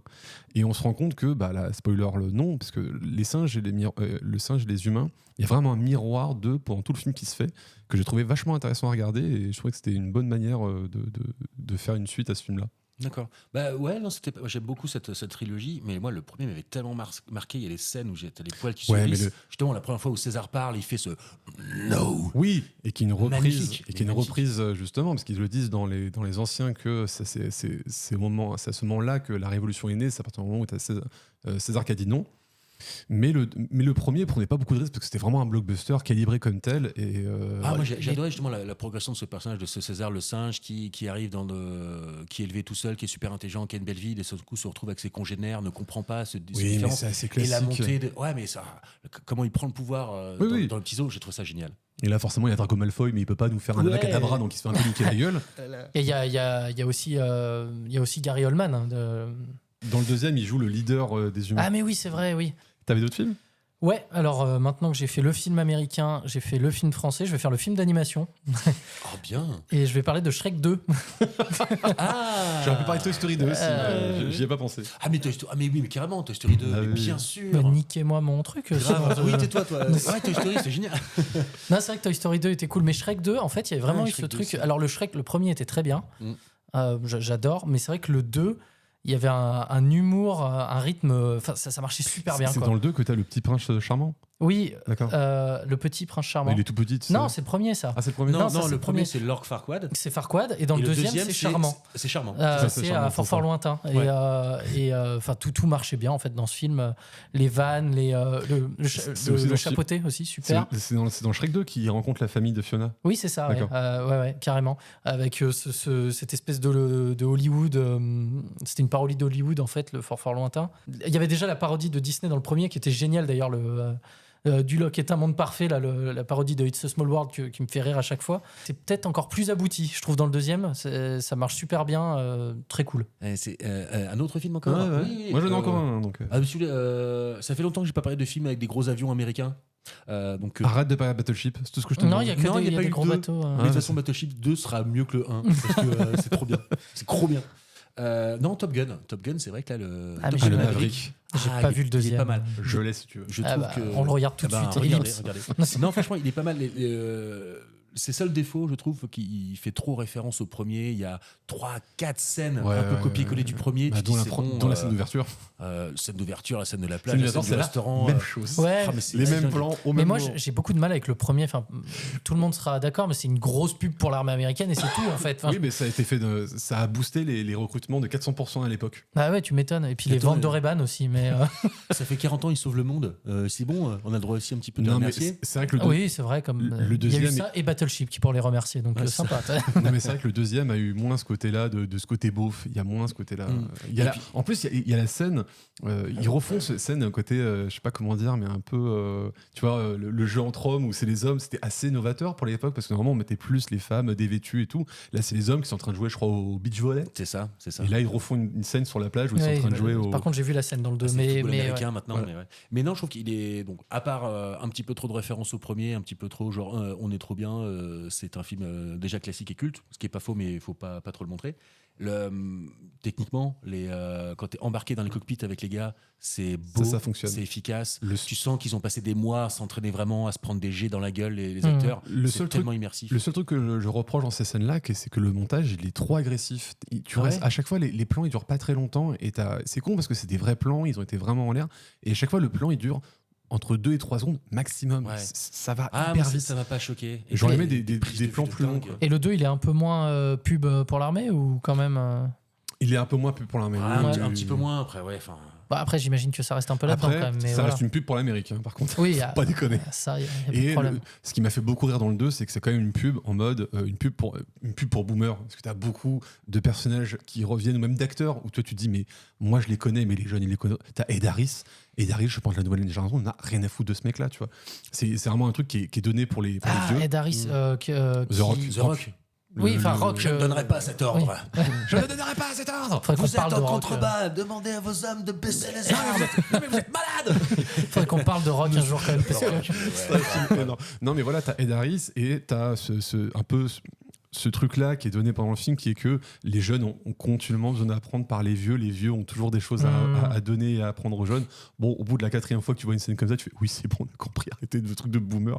Après, peut-être que Tom Cruise est un peu comme ça lui-même, donc je sais pas. Je sais pas ça. Et en plus, le Top Gun, ils vont en faire un 3. Hein. Ça a été signé. Ah ouais forcément, le 2, il a fait plus d'1 milliard au box-office, donc ça aurait été con. C'est trop bien. Et moi, comme dernier film, j'avais Hellboy 2, mais pareil, c'est réalisé par Guillermo del Toro. Je trouve que le 2 est beaucoup mieux que le premier. En plus, avec les elfes, là, les monstres plantes, un petit peu, les arbres. Ouais. Ah ouais, d'accord. Mais je vais vous parler de Before Sunset, de la trilogie des Before, fait par Richard Linklater. Ça, j'en ai sûr que personne ne Ah non, l'aurait. bah alors là, non. Si, attends. Il y a eu Before Sunrise, Before Sunset et Il aime Twilight, il aime Before, il aime After. Non, Before, c'est vraiment très très bien. Je conseille à chaque personne qui veut regarder une trilogie de films qui va parler du couple. Before Sunrise, déjà pour vous parler du premier, Before Sunrise, c'est l'histoire de deux personnes, Ethan Hawke et Julie Delpy, qui se rencontrent dans un train qui part à Vienne, me semble-t-il. Et ils tombent un peu sous le charme de l'un de l'autre. Ils descendent du train pour faire le tour de la ville de Vienne et parler de les histoires d'amour. Quand on a 20 ans, qu'est-ce qu'on pense de l'amour, qu'est-ce qu'on pense de l'avenir et tout.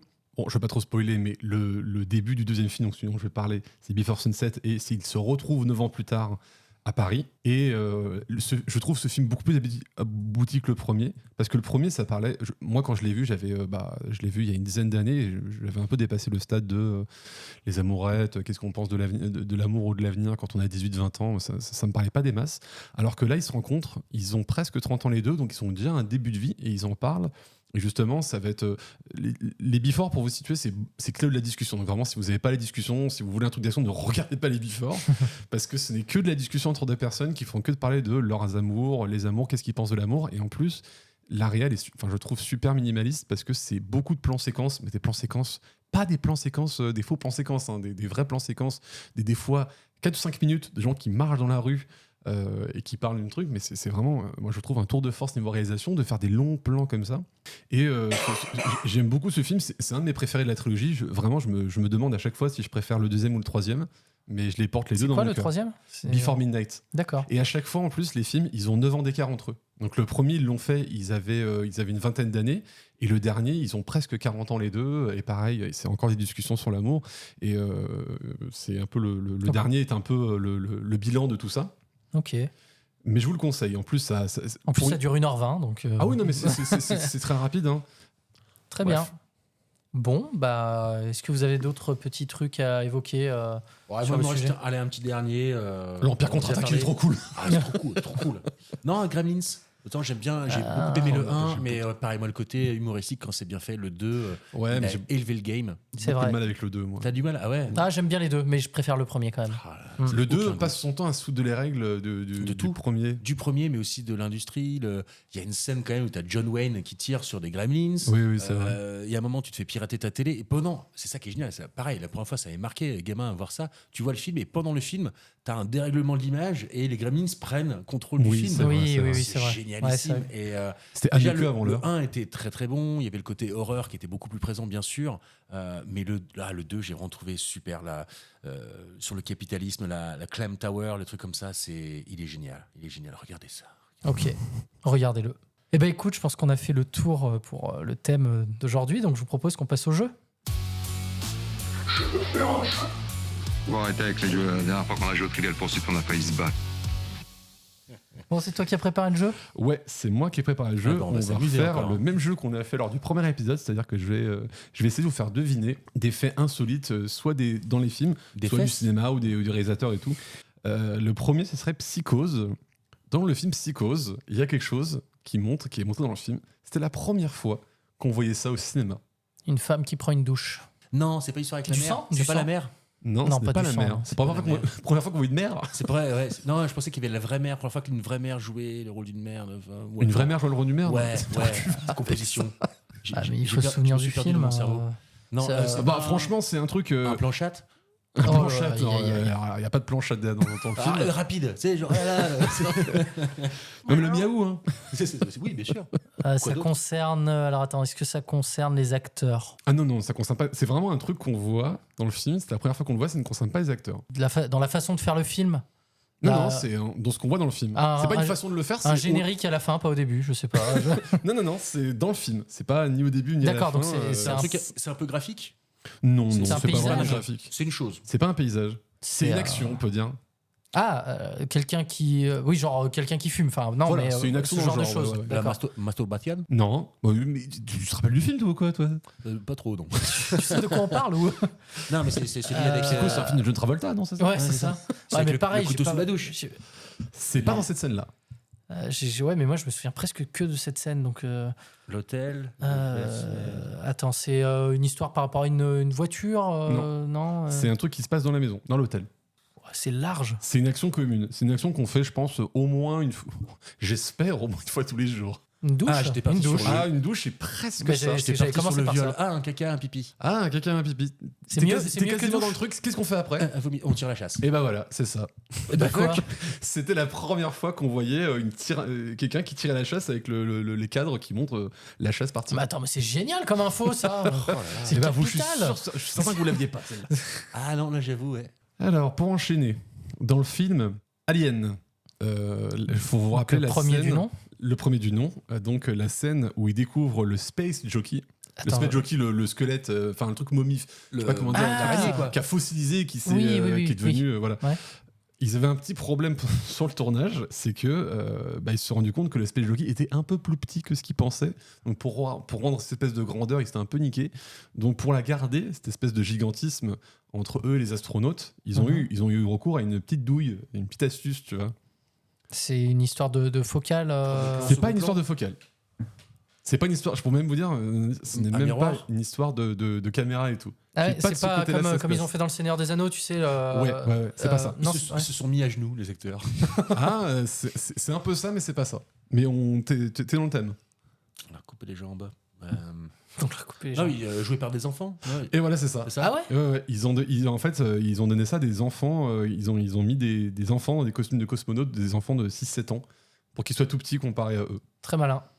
Et pas cher, et moins cher, surtout. C'est ça, quand tu regardes pas bien la Alors taille sur ça, Amazon c'est- avant c'est- d'acheter. C'est pareil, soit vous trouvez tout de suite, soit ça va être compliqué.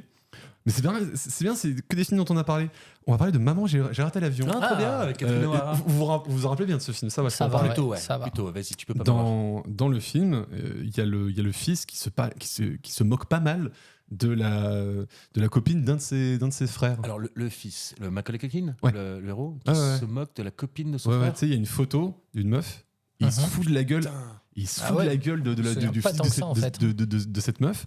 Et pour on va dire que le réalisateur avait un peu de la suite dans les idées, il était un peu plus malin que les autres. C'est que lui il s'est dit attendez, si on met une meuf en photo et qu'on passe le temps de ce film à se foutre de sa gueule sur son physique, elle risque de se faire harceler. Tu vois. Mhm. Donc pareil, il a eu recours à une petite astuce pour éviter ce genre de désagrément.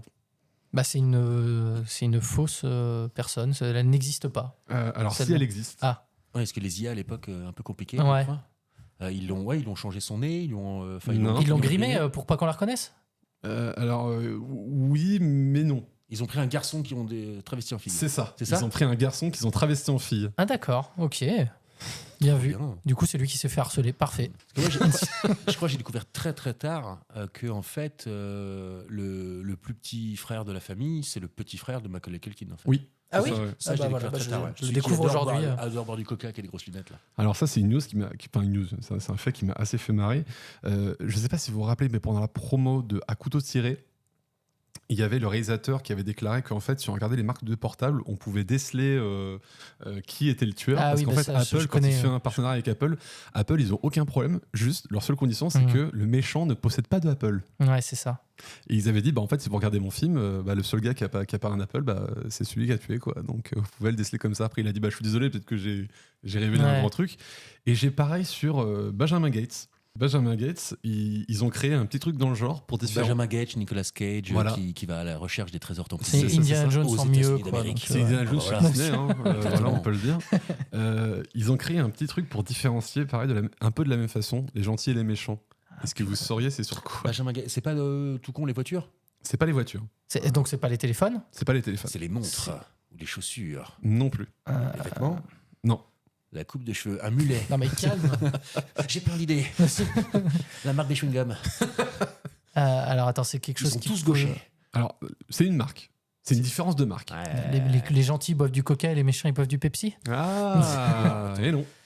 Ah ouais, c'est ce genre de choses. Attends, qu'est-ce qu'on a dans marque Des armes. C'est pas les armes. Il n'y a pas de marque d'armes. T'imagines, je dis, t'as acheté telle marque. C'est ça. Quelque chose qui porte. C'est pas quelque chose qui porte. C'est pas quelque chose qui porte. Quelque chose c'est pas quelque chose qui qui porte. mange ou qui boivent. Non plus. C'est pas quelque chose qui s'ingère. C'est pas quelque chose qui roule, qui Non. s'utilise.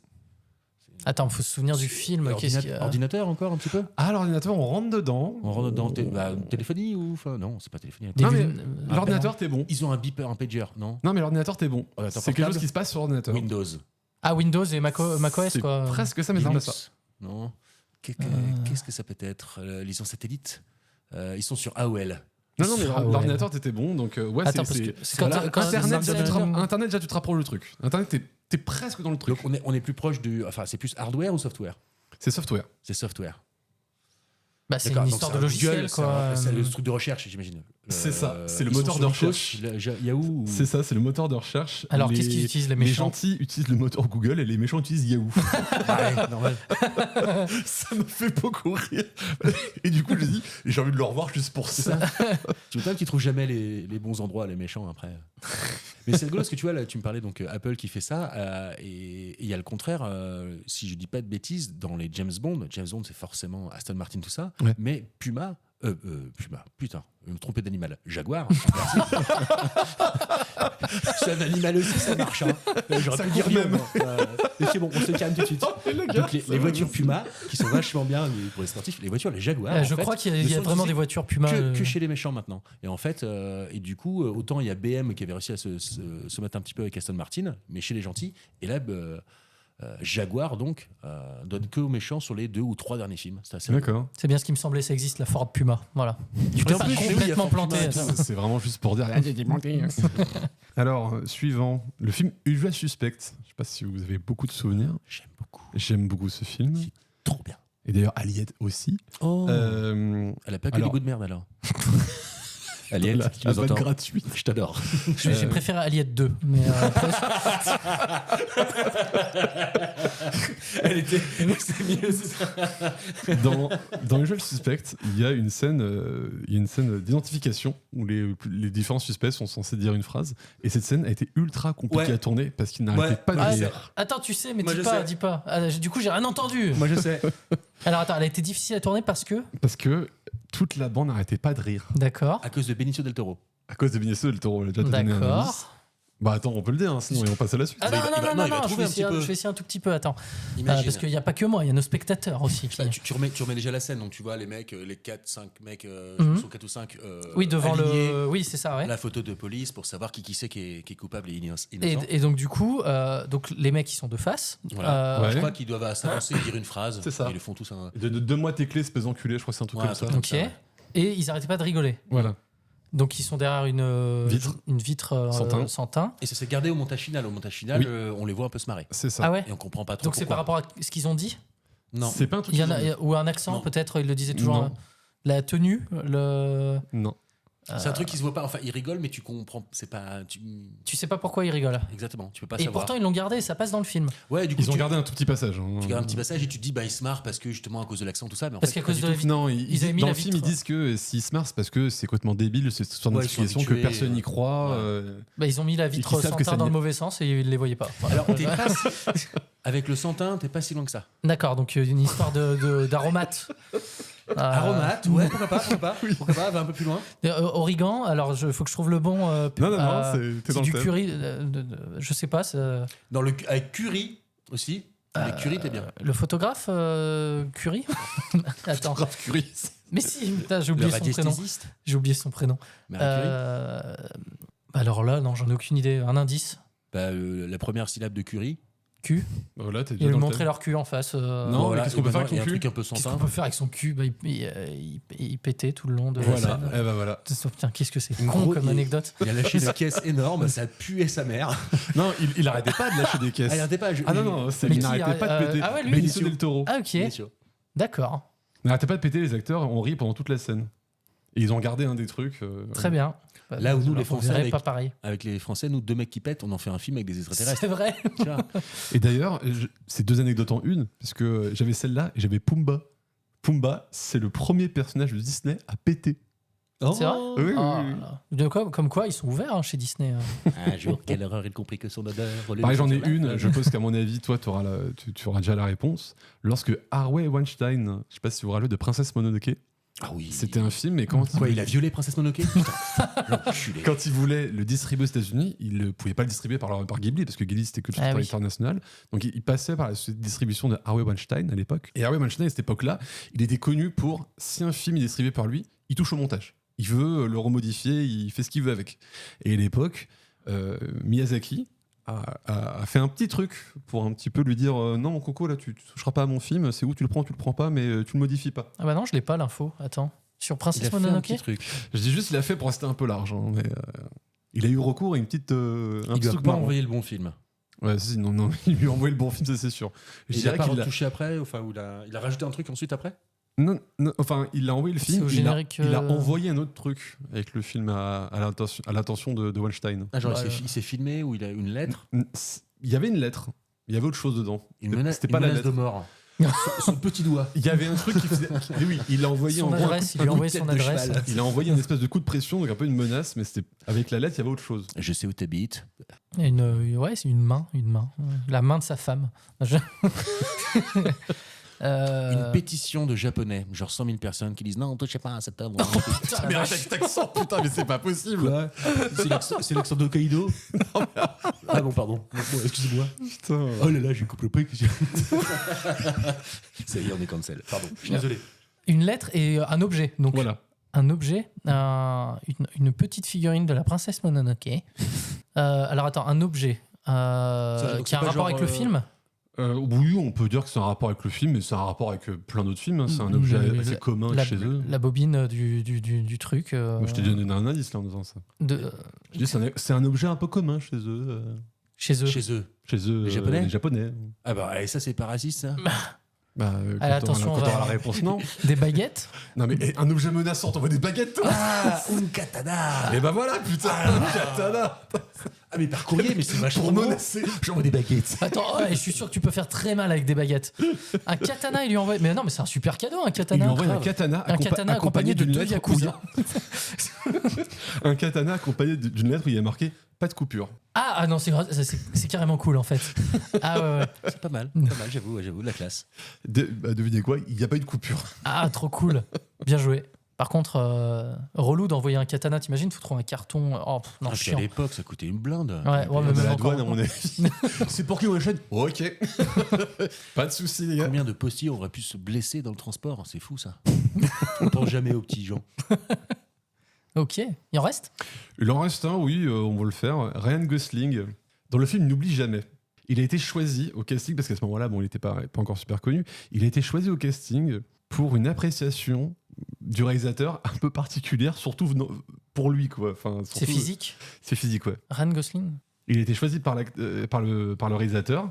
Il lui a dit oui, mais parce qu'il était comme ça. Voilà, une appréciation physique, qui est assez étonnant quand on parle de Ryan il est Gosling. inexpressif, comme souvent. Donc, c'est une couleur de cheveux Non, c'est plus général. Il le trouvait... maigre. Insipide. Plus général. En parlant du physique, c'est vraiment ultra général. Faut pas aller beaucoup plus loin. Il le trouvait beau. Il le trouverait average. Il fallait trouver. Il le trouvait. Excuse-nous. Il le trouvait pas très beau. Pas très beau. Il l'a choisi parce qu'il recherchait un acteur pas très beau. Ah bah ouais, c'est bien ça. Oui. Et ça c'est marrant quand tu dis Ryan Gosling. Je veux bien qu'on sorte plusieurs défauts sur lui, mais on peut pas dire qu'il est moche, quoi. Ou même pas très beau. Ouais, non, j'avoue. Donc c'est marrant quand tu vois le réalisateur qui déclare ça à l'époque, qui déclare ça de lui en disant je voulais un gars de pas très beau, tu dis. Après il a peut-être vu dans un mauvais jour, je sais pas. Ou il avait pas mis ses lunettes, j'en sais rien. Ok. Et ben voilà, mais j'ai fini mes jeux. Bah bravo, c'était très bien, bravo. On a appris plein de choses dont on n'avait pas forcément besoin de savoir, mais merci. Et suivant les coupures, désolé à tous les gens que j'ai pu blesser. Non, c'est barré un public. Bon bah écoutez, je vous propose qu'on passe aux questions. Il y avait une autre chose que je voulais vous demander. Je peux vous poser une question, même si ça fait 30 fois ? Si ça fait 30 fois que je réponds, je vois pas bien l'intérêt. Donc je vous rappelle que vous pouvez nous suivre sur Instagram déjà @cbb __ podcast. Donc vous pouvez nous poser toutes vos questions. Et donc la première aujourd'hui, c'est est-ce que vous appréciez les remakes américains de films français ? Bon, moi j'ai rien contre en tout cas. Bah, encore une fois, on en revient aux mêmes choses, c'est que quand c'est bien fait et tout, moi je crois que mon préféré sorti comme ça, c'est True Lies, donc un remake de La Totale. La Totale, ouais, avec Thierry Lhermitte et Marianne Chazelle, si je dis pas de bêtises. Ouais, un truc comme ça. Mais en tout cas, je trouve que une fois que t'as maté True Lies, moi c'est impossible de remater la Totale. Pour moi, quand c'est bien fait, c'est que justement, c'est pas un copier-coller. Et je trouve que la plupart, je pense que 90% des remakes américains de films français, ils font juste un copier-coller parce que l'américain moyen, ça le saoule d'avoir les sous-titres. Le film marche bien, on refait pareil, on change le contexte et basta. Les trucs genre les 9 mois, les New York Taxi, les visiteurs en Amérique, tout ça, les visiteurs, tout ça. Enfin, c'est des grosses de base, il n'y a rien de plus. Bah, le pire et pour moi, c'est Dinner for Schmucks. Qui est un remake le dîner de con. Ah oui, avec le dîner de con qui avait la brillante idée de ne jamais aller au dîner. Eux, ils l'ont fait dans leur remake. Ils sont allés au dîner et c'est juste un étalage de gaufreries et tout. Non, pour ça. Et True Lies, par contre, oui, ça prend pas mal de liberté, ça reprend les 2-3 scènes mythiques et tout ça, ça les fait encore mieux, je trouve. Et Cameron, après, ce qui est discutable, c'est que nos films pourraient sortir là-bas sans en faire des remakes, tu vois. Ah, mais de toute façon, comme a dit César, le problème avec les Américains, c'est qu'ils ne regardent très peu de films étrangers. Il me semble que là-bas, on est à 10% de tickets vendus pour des films étrangers. Ouais, donc, en fait, c'est plus intéressant pour eux de refaire le film pour qu'il soit vu. On a des tas d'exemples. En plus, ils ont demandé au même réalisateur, je me rappelle que Haneke, il a fait 2 fois son film Funny Game. Et lui, quand on a été le voir pour lui dire est-ce que tu peux refaire ton film, il a dit je vais vraiment refaire mon film. C'est-à-dire que c'est les mêmes plans, le même montage, le même truc. C'est le même film, quoi. Même les millénials. Enfin, Millennium, c'est mieux, ouais. Millennial, c'est un autre truc, ouais. Tu te demandes, les 2 films sont bien, mais quand tu as vu le premier, tu te dis, mais c'est quoi vraiment l'intérêt du deuxième, quoi. J'ai pas trouvé une patte en plus. Tu veux dire les 2 adaptations, quoi. Une adaptation en fait, c'est juste adapté pour un public, quoi. C'est ça. Visiblement, c'est. Mais je trouve que autant pour à part True Lies, voilà. Sinon, des remakes américains de films non français, il y en a vraiment des très très bien. Avec pour moi en premier Les Infiltrés. Les Infiltrés, qui est le remake de Scorsese de Infernal Affairs. Un film. Attends, c'est coréen ou chinois? On va vérifier. Ouais, je sais plus. Un film asiatique. Ils ont bien ramassé avec toi aujourd'hui. Et je fais pas d'accent. Attends, ça va, hein, c'est bon. Hein. Et oui, celui-là est génial parce que forcément, c'est un remake, mais il change des choses très importantes au film, dont la fin la fin. Certains personnages n'ont pas la même fin. C'est un thriller super bon. Hongkongais, d'accord. Donc, du Laos, quoi. Moi, les remakes américains, en fait, le problème, c'est que je vois beaucoup de films sans savoir que c'est des remakes aussi, des fois. C'est pas tout le temps dit, quoi. Et encore une fois, je redis ce que j'ai dit tout à l'heure, je trouve ça dommage que des fois, on fasse un remake juste pour l'adapter au public de là-bas, parce qu'apparemment, ils sont pas assez malins, d'après les producteurs, pour aller voir un film français doublé ou quoi que ce soit. Je sais qu'il y avait eu un remake, par exemple, de comment ça s'appelle, de Intouchable. Je l'ai pas vu, je sais pas ce que ça vaut, mais c'est globalement le même film. Hein. C'est dommage, quoi, tu vois. C'est une question, c'est culturel, quoi, tout simplement. Comme on dit, c'est une question de refaire le film pour que ce soit porté pour les Américains, pour que ce soit vu par le public américain. Donc c'est encore un peu différent. Et puis peut-être qu'ils sont inquiets quand ils voient pas leurs acteurs à eux aussi, tu vois. Il y a besoin de mettre Steve Carell, il y a besoin de mettre Will Ferrell, il y a besoin de, enfin, je sais pas. Si, j'ai un film d'un remake français qui est pas mal, le remake de Plein Soleil, le film des années 60 et quelques avec Alain Delon, qui s'appelle Le talentueux Monsieur Ripley. Oui, avec Matt Damon. Avec Matt Damon, tout à fait. Ouais. C'est un film français avec Belmondo, ça. Alain Delon. Alain Je Delon. pense pas que Belmondo. Non, mais c'est vrai que c'est Alain Delon. Plein Soleil. Et vraiment, ce film est génial. Il est vraiment très bien. Manipulation. Très bien. En fait, la question, je pense, c'est plus sur la pertinence au pire dans ça. Oui, voilà, c'est ça. C'est toujours plus facile et pertinent. C'est plus facile d'être pertinent quand tu fais le remake d'un film qui a 30-40 ans qui vient d'un pays que quand tu fais le remake d'un film qui est sorti il y a 2 ans dans un pays et tu le remets à la sauce. Là, la pertinence est quand même beaucoup moindre. Et je sais pas si vous vous rappelez, mais à l'époque, quand Bienvenue chez les Ch'tis avait cartonné, il y avait Will Smith qui avait acheté les droits. Ouais. Ça ne s'est pas fait. Heureusement. En Italie, ils en ont fait un. Ah ouais. Et il y a eu un remake en Italie avec du Nord et du Sud. Ouais. Et pareil, en parlant des remakes italiens, ou alors peut-être espagnol, je sais pas, mais il y avait La Famille Bélier. Il y a eu un remake, je sais plus si c'était en Espagne ou en Italie, je crois que c'est en Italie 2, et j'avais vu la bande-annonce et ça avait l'air mieux que. La Familia della Cabra.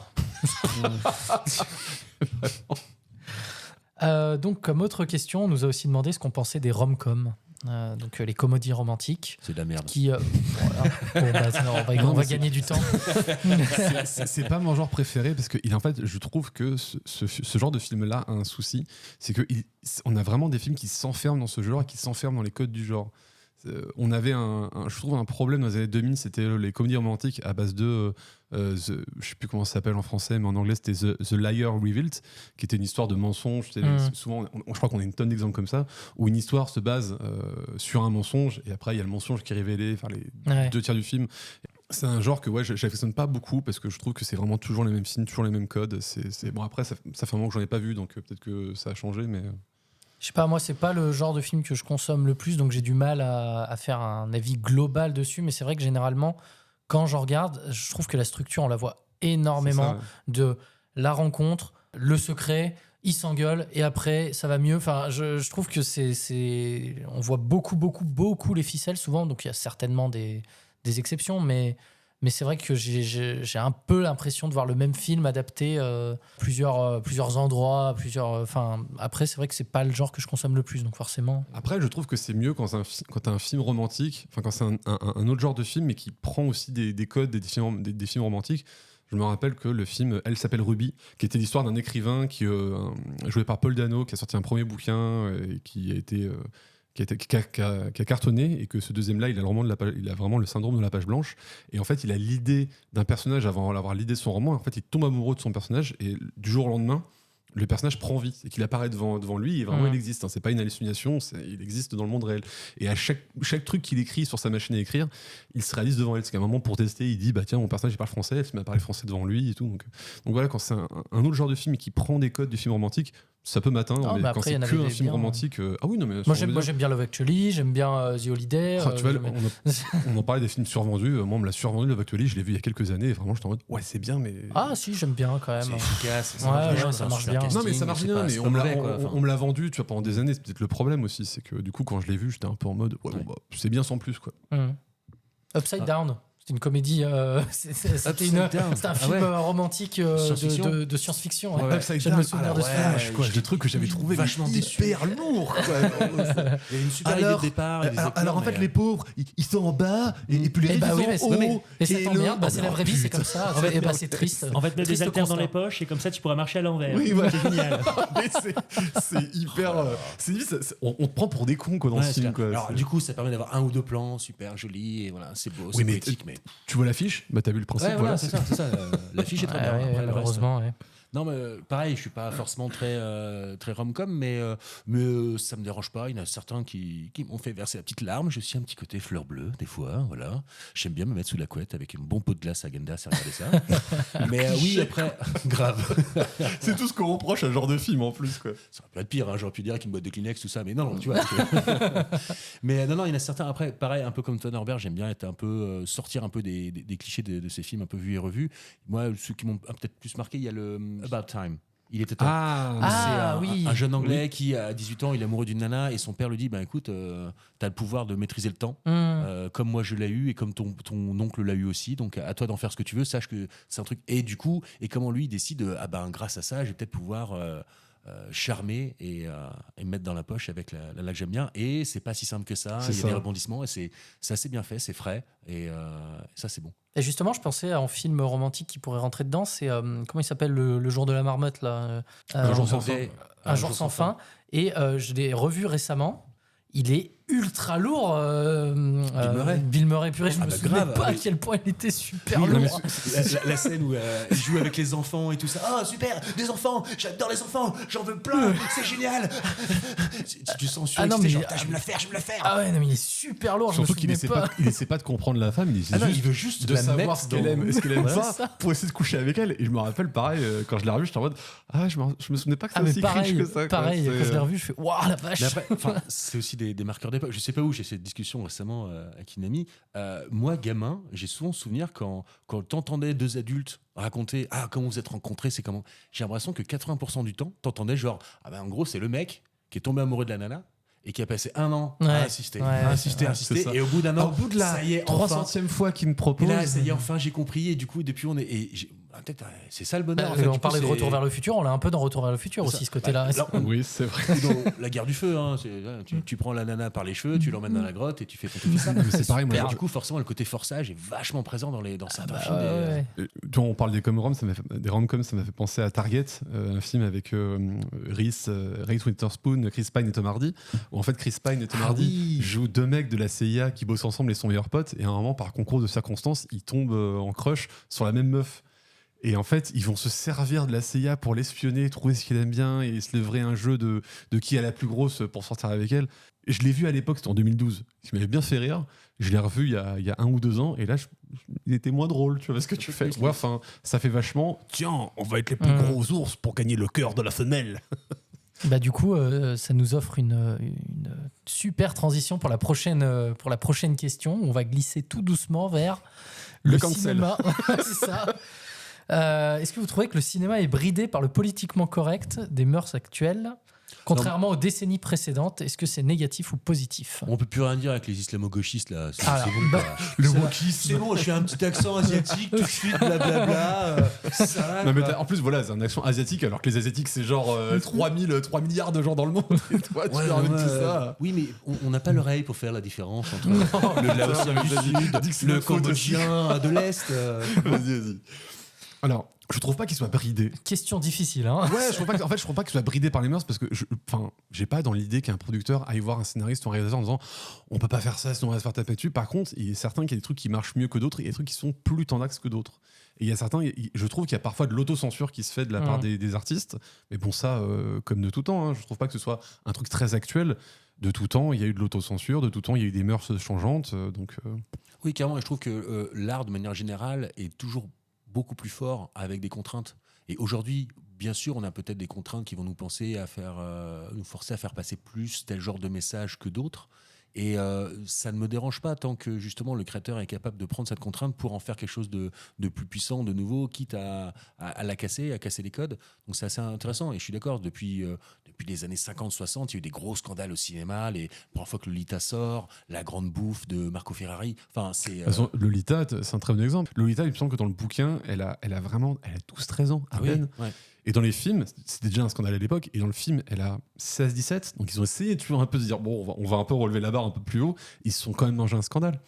Ouais, on a toujours voulu, je trouve que le cinéma est aussi intéressant pour ça, c'est un des formats culturels où tu peux justement essayer de casser les codes, essayer de choquer et tout ça, et du coup, dans des contextes où on veut essayer de surser un petit peu, je trouve que non, ça me dérange pas tant que ça, puis surtout, c'est pour une bonne nouveauté, on est sur l'inclusif, il y a 40 ans, des films sur l'homosexualité totalement assumée, ça se voyait pas trop. Oui, tout à fait. Heureusement, aujourd'hui, on a plus de choses comme ça. Le problème, c'est que maintenant, tu fais un film sur l'homosexualité, bah, t'as toute une partie de la droite ou de l'extrême droite qui vont dire oh là là, ils l'ont fait, tu vois, pour le wokisme et tout.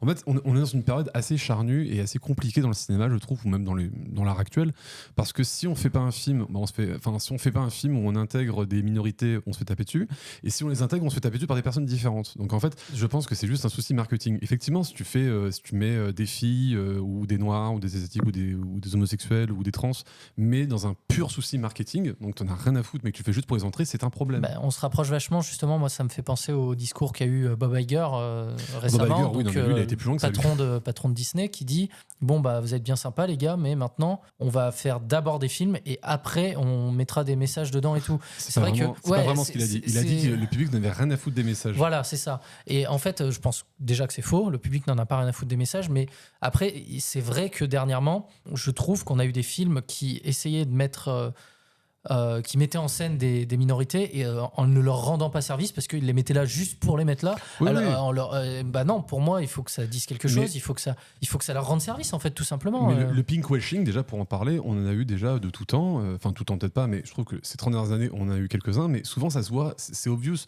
Je me rappelle le Ghostbuster avec des femmes où ils sont tous arrivés en disant regardez, on met des femmes et tout, sauf que c'était totalement ridicule et ça se voyait, c'était là pour ça. On a eu Ocean 8 avec des femmes qui étaient totalement ridicules. C'est bien pire. Le truc, non mais nous on est des femmes, donc en fait on n'aime pas l'argent, on aime des bijoux. Voilà, c'est pour ça. Quoi, la vache, quoi. Évidemment que j'ai rien contre, mais il faut le faire correctement parce que des fois ça rend pas service et même ça fait l'inverse, quoi. Donc du coup. C'est ça. Donc en fait, il faut qu'on le fasse pour les bonnes raisons. Si je le fais dans un souci marketing, et Disney, je suis désolé, ils me font marrer à dire regardez, on fait des films pour les trans et tout, alors on fait des films pour les non-genrés, mais années 2000, ils ont fait full film sur l'écologie ou sauver la planète et tout, alors que niveau écologie, Disney, on peut en parler, mais ils en ont juste rien à foutre de l'écologie. Donc pareil, quand ils ont lancé un film pour les Asiatiques, pour Mulan, pour le marché asiatique, niveau de la com, ils ont tourné chez les Ouïghours. Mais c'est pour ça qu'il faut le faire correctement. Quoi. Donc encore une fois, Disney, ils sont juste dans un rapport de marketing, d'image, et ils n'en ont rien à foutre de ce qu'ils font. Les messages, ils n'en ont jamais rien à foutre. Ce qui leur importe, c'est qu'est-ce que ça peut nous apporter financièrement ou marketingement de faire ça. Mais regarde, c'est comme là, c'est de dire, regardez, on fait des films sur les filles. Vous avez juste à regarder le nombre de réalisatrices qui ont fait des films chez Disney. Je crois qu'elles doivent être, on doit les compter sur le nom d'une main en l'espace d'un siècle, pour se rendre compte qu'ils n'en ont rien à faire, Disney, des femmes, des trans ou des minorités, pour parler généralement. Donc, c'est pour ça, moi, pour revenir un peu sur la question première, je pense pas que ça soit bridé, le cinéma. Je pense que les gens sont peut-être juste un peu moins naïfs qu'avant et acceptent moins tout. Tu peux continuer à faire ce que tu faisais avant si c'est justifié, s'il y a un vrai message derrière et tout. Parce qu'aujourd'hui, les gens se réveillent un peu plus, tout simplement, parce qu'il y en a qui en ont eu marre au bout d'un moment de s'en prendre plein la tronche. Donc du coup, c'est normal que il faut que tu justifies ton propos, quoi. Les messages peuvent toujours être là, mais il faut faire attention à ce qu'on fait, quoi, tout simplement. De toute façon, en plus, Bob Iger, voilà, il a pas fait, c'est pas la seule déclaration un peu tendax qu'il a fait. La déclaration pendant toute la grève des acteurs et des scénaristes, où il avait dit, mais laissez faire leur grève quand ils auront plus de quoi payer leur repas ou leur loyer, on verra bien qui gagnera. Donc il en a rien à foutre des gens. Mais les films, comme on disait avec César, il y a toujours eu une autocensure qui se fait de la part des artistes en disant faut pas que j'aille trop loin dans mon message parce que sinon on va me fermer des portes. Mais après le cinéma, comme toute forme d'art, est aussi là pour bousculer un peu des choses qui choquaient il y a 50 ans, ne choquent plus aujourd'hui parce qu'on en a parlé, parce que voilà.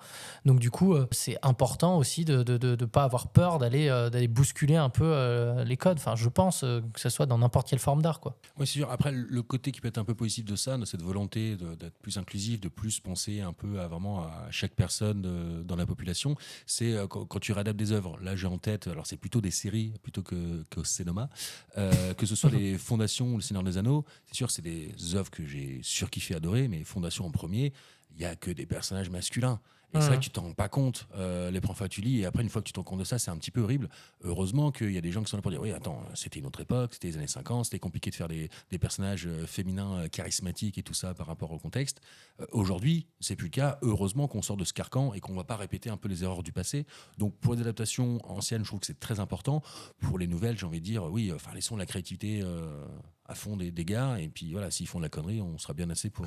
Mais après, sur les quotas, c'est toujours compliqué parce que tout le monde est là en train de cracher sur les quotas, en train de dire oui, mais regardez, ils font ça pour les quotas, mais en même temps, en disant ça, on oublie pourquoi les quotas ont existé. Exactement, tout à on fait. oublie que les quotas ont existé parce que si on faisait avant, quand ça se passait sans quotas, il y avait une invisibilisation des minorités. Ouais. Donc, c'est toujours compliqué de dire mais regardez, on fait ça pour les quotas. Tu dis oui, mais aussi après, je veux dire, dans les acteurs noirs, dans les acteurs trans ou même dans les personnages, il y a toujours des bons acteurs. Donc, oui, mais ce qui est compliqué, c'est de faire ça comme dessus quand c'est pas le sujet. Tu vois, par exemple, pour reprendre Disney, c'est très compliqué parce que ils essayent de mettre ça en avant, mais d'un côté, ils s'adressent aussi à tout un marché qui tu vois, on a eu le cas sur Star Wars et tout, ils ont été obligés de couper des scènes et tout. Donc du coup, eux, ils sont toujours dans cet entre-deux d'un côté où attention, Disney n'a été obligé de rien. Si on parle des scènes coupées pour Star Wars, ils ont livré d'eux-mêmes des versions. Oui, donc ils ont été obligés de rien. C'est pour ça que je trouvais ça assez choquant à l'époque, parce que eux me disaient non, on va faire des versions différentes pour tous les films. Mais les gars, faut assumer un peu ce que vous faites. Si vous proposez un cinéma plus dans ce cas-là, effectivement, c'est un vrai problème. Faut l'assumer jusqu'au bout. Ouais, c'est un vrai problème. Mais en tout cas, je pense pas que ça soit bridé. Je pense même qu'on aborde des sujets qu'on n'abordait pas dans le grand public avant. Par exemple, Alerte Rouge de Pixar, très bien, ce film, c'est bien d'être parti là-dessus. Alors, c'est pas tout le temps bien fait, mais je pense qu'aujourd'hui, les gens qui disent qu'on est bridé ou qu'on peut plus rien dire, oh putain, c'est pas vrai, mais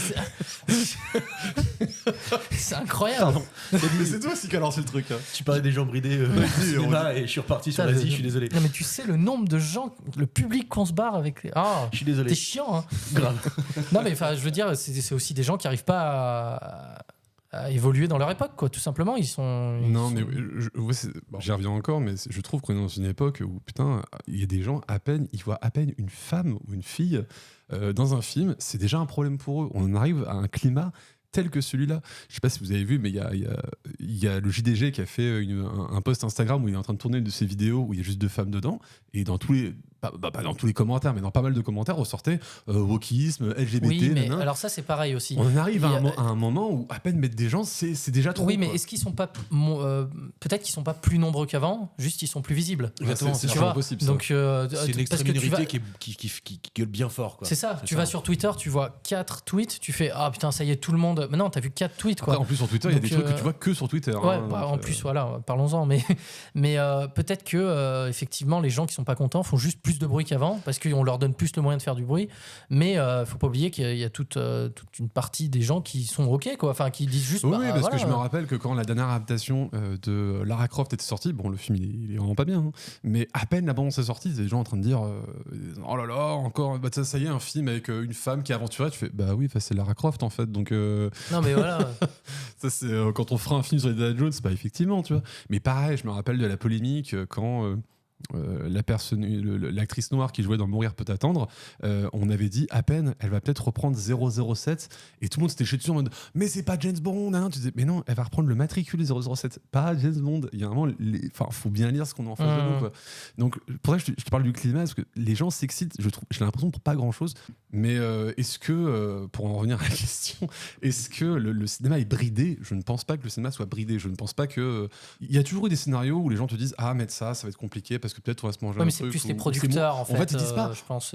Ils te disent pas que ça va pas marcher. Ils disent c'est moins vendeur. Parce qu'il y a des gens ils disent pareil. Tu veux foutre une héroïne. Ils te disent ah ouais mais les mecs il y a des producteurs qui vont te répondre ouais mais les mecs ils vont pas s'identifier à la fille. Et t'as des gens en train de dire je pense que les gens attendent plus qu'un genre ou un sexe pour s'identifier au personnage. Enfin, moi par exemple quand je joue à Lara Croft je suis pas en mode bon bah je joue une fille donc je me sens pas trop elle. Tu vois s'en fiche de ça. Ce qui importe, c'est ce qu'elle vit. De toute façon, tout le monde a le droit de s'identifier. À un moment, il n'y a pas que nous. Je pense qu'aux États-Unis, c'est beaucoup plus le cas. Les studios ont une mainmise sur le director's cut. Enfin voilà, ils choisissent un petit peu, ils imposent beaucoup de choses. En France, c'est un peu moins le cas. Bien sûr qu'en France aussi, on est lissé, on veut gagner de l'argent et tout ça. Mais je trouve qu'en France, il y a beaucoup de boîtes de prod qui sont spécialisées dans certains films. Et les producteurs sont là. Bien sûr, ils veulent pas perdre de l'argent, mais ils veulent faire des beaux films. Ils sont là avec des auteurs. Et ça, je trouve que du coup, on est beaucoup moins bridé. Le problème, c'est que après, c'est les financements derrière qui suivent pas forcément. Justement, en France, on a la chance d'avoir le CNC. Exactement, le CNC fait une avance sur recette pour justement se dire, au pire, s'il remplit pas beaucoup les salles, au moins il va pas perdre d'argent. On fait même une avance. Même les avances sur écriture, tout simplement. Aider les créateurs, les auteurs dès les premiers mots, c'est très important. C'est très intéressant. Enfin, c'est très bien aussi qu'on parle du CNC parce qu'il faut arrêter de dire que le CNC ne sert qu'à produire des trucs, pour les gauchistes et tout. Le CNC, ça sert justement à avoir une marge de possibilité pour les auteurs pour faire ce qu'ils ont envie et qu'on leur dise pas oui mais si vous faites ça va pas marcher. Parce que justement là il y a une caisse qui est là pour les payer pour qu'au pire si les films ne remplissent pas les salles et personne n'a perdu d'argent. Et voilà, si on n'avait pas le CNC il y aurait encore moins de films de genre ou de films d'horreur vermine, parlons-en, ce serait jamais fait sans le CNC. Pareil pour le règne animal ou pareil pour plein de films de genre. Si on enlève le CNC on n'aura que ce qui est absolument sûr et certain de marcher, c'est-à-dire ou des drames ou des comédies romantiques ou des comédies romantiques, c'est tout, on n'aura rien d'autre. Et si vous voulez voir un cinéma comme ça, c'est votre problème. Moi, c'est absolument pas mon cas.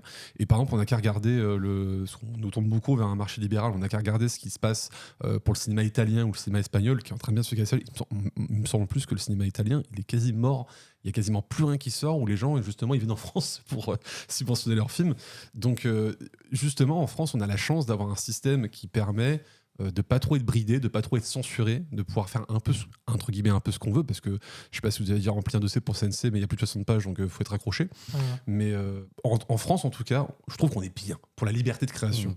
On a beaucoup de pare-feu et de garde-fous pour ça. Oui, et puis si vous sentez que le cinéma vous raconte toujours la même chose, et ben allez voir autre chose, quoi, tout simplement. Il y a de la proposition, il y a de... Même en France, hein. déjà aux États-Unis, il y a beaucoup de propositions de cinéma différents, mais en France, on en a pas mal. Hein. C'est pour ça que quand je vois des commentaires qui disent toujours les mêmes films, tout. En plus, quand tu discutes avec eux, c'est généralement des gens qui ont vu peu de films français dans l'année. Si tu vas tout le temps voir le nouveau Marvel, oui, effectivement, oui, toujours le même film. Mais... oui, même en France, enfin, la comédie romantique des trentenaires, il y a beaucoup. C'est vrai que, bien sûr, tu as aussi beaucoup de producteurs en France qui font un peu toujours les mêmes choses, les mêmes comédies, les recettes qui marchent, il n'y a pas de risque, bien sûr, mais il n'y a pas que ça quand même. J'ai l'impression qu'aux États-Unis, c'est un peu plus compliqué, même si eux aussi, ils ont des systèmes beaucoup plus indépendants, que ce soit dans le gore à l'époque, avec Chroma, tout ça, mais sinon, avec plein d'autres. C'est-à-dire que le cinéma américain, ils n'ont pas de CNC, ils n'ont pas de source de financement un peu externe. Par contre, ils ont une multitude de studios, parce que en France, on a très peu de studios, et il faut quand même le dire ce qui est. En France, le cinéma est largement produit par la télévision. Ouais. Parce que donc, ce qui n'est pas beaucoup le cas aux États-Unis. Oui, alors qu'avant, ils avaient certains films où c'était que de l'époque Grindhouse, les choses comme ça, les drive-in, enfin, pour le cinéma, c'est vrai qu'il y en a certains qui restaient que comme ça, après un petit peu de vente VHS ou DVD, et ça suffisait, ils arrivaient à rentrer dans leur business, quoi. Mais bon. Et ben, je crois qu'on a fini pour aujourd'hui. Et ben, écoutez, si vous êtes toujours en train de nous écouter, parce qu'on a parlé beaucoup. Et ben, écoutez, merci à vous de nous avoir écoutés. Merci à vous d'être là, César, Mathieu. Merci. C'était un plaisir.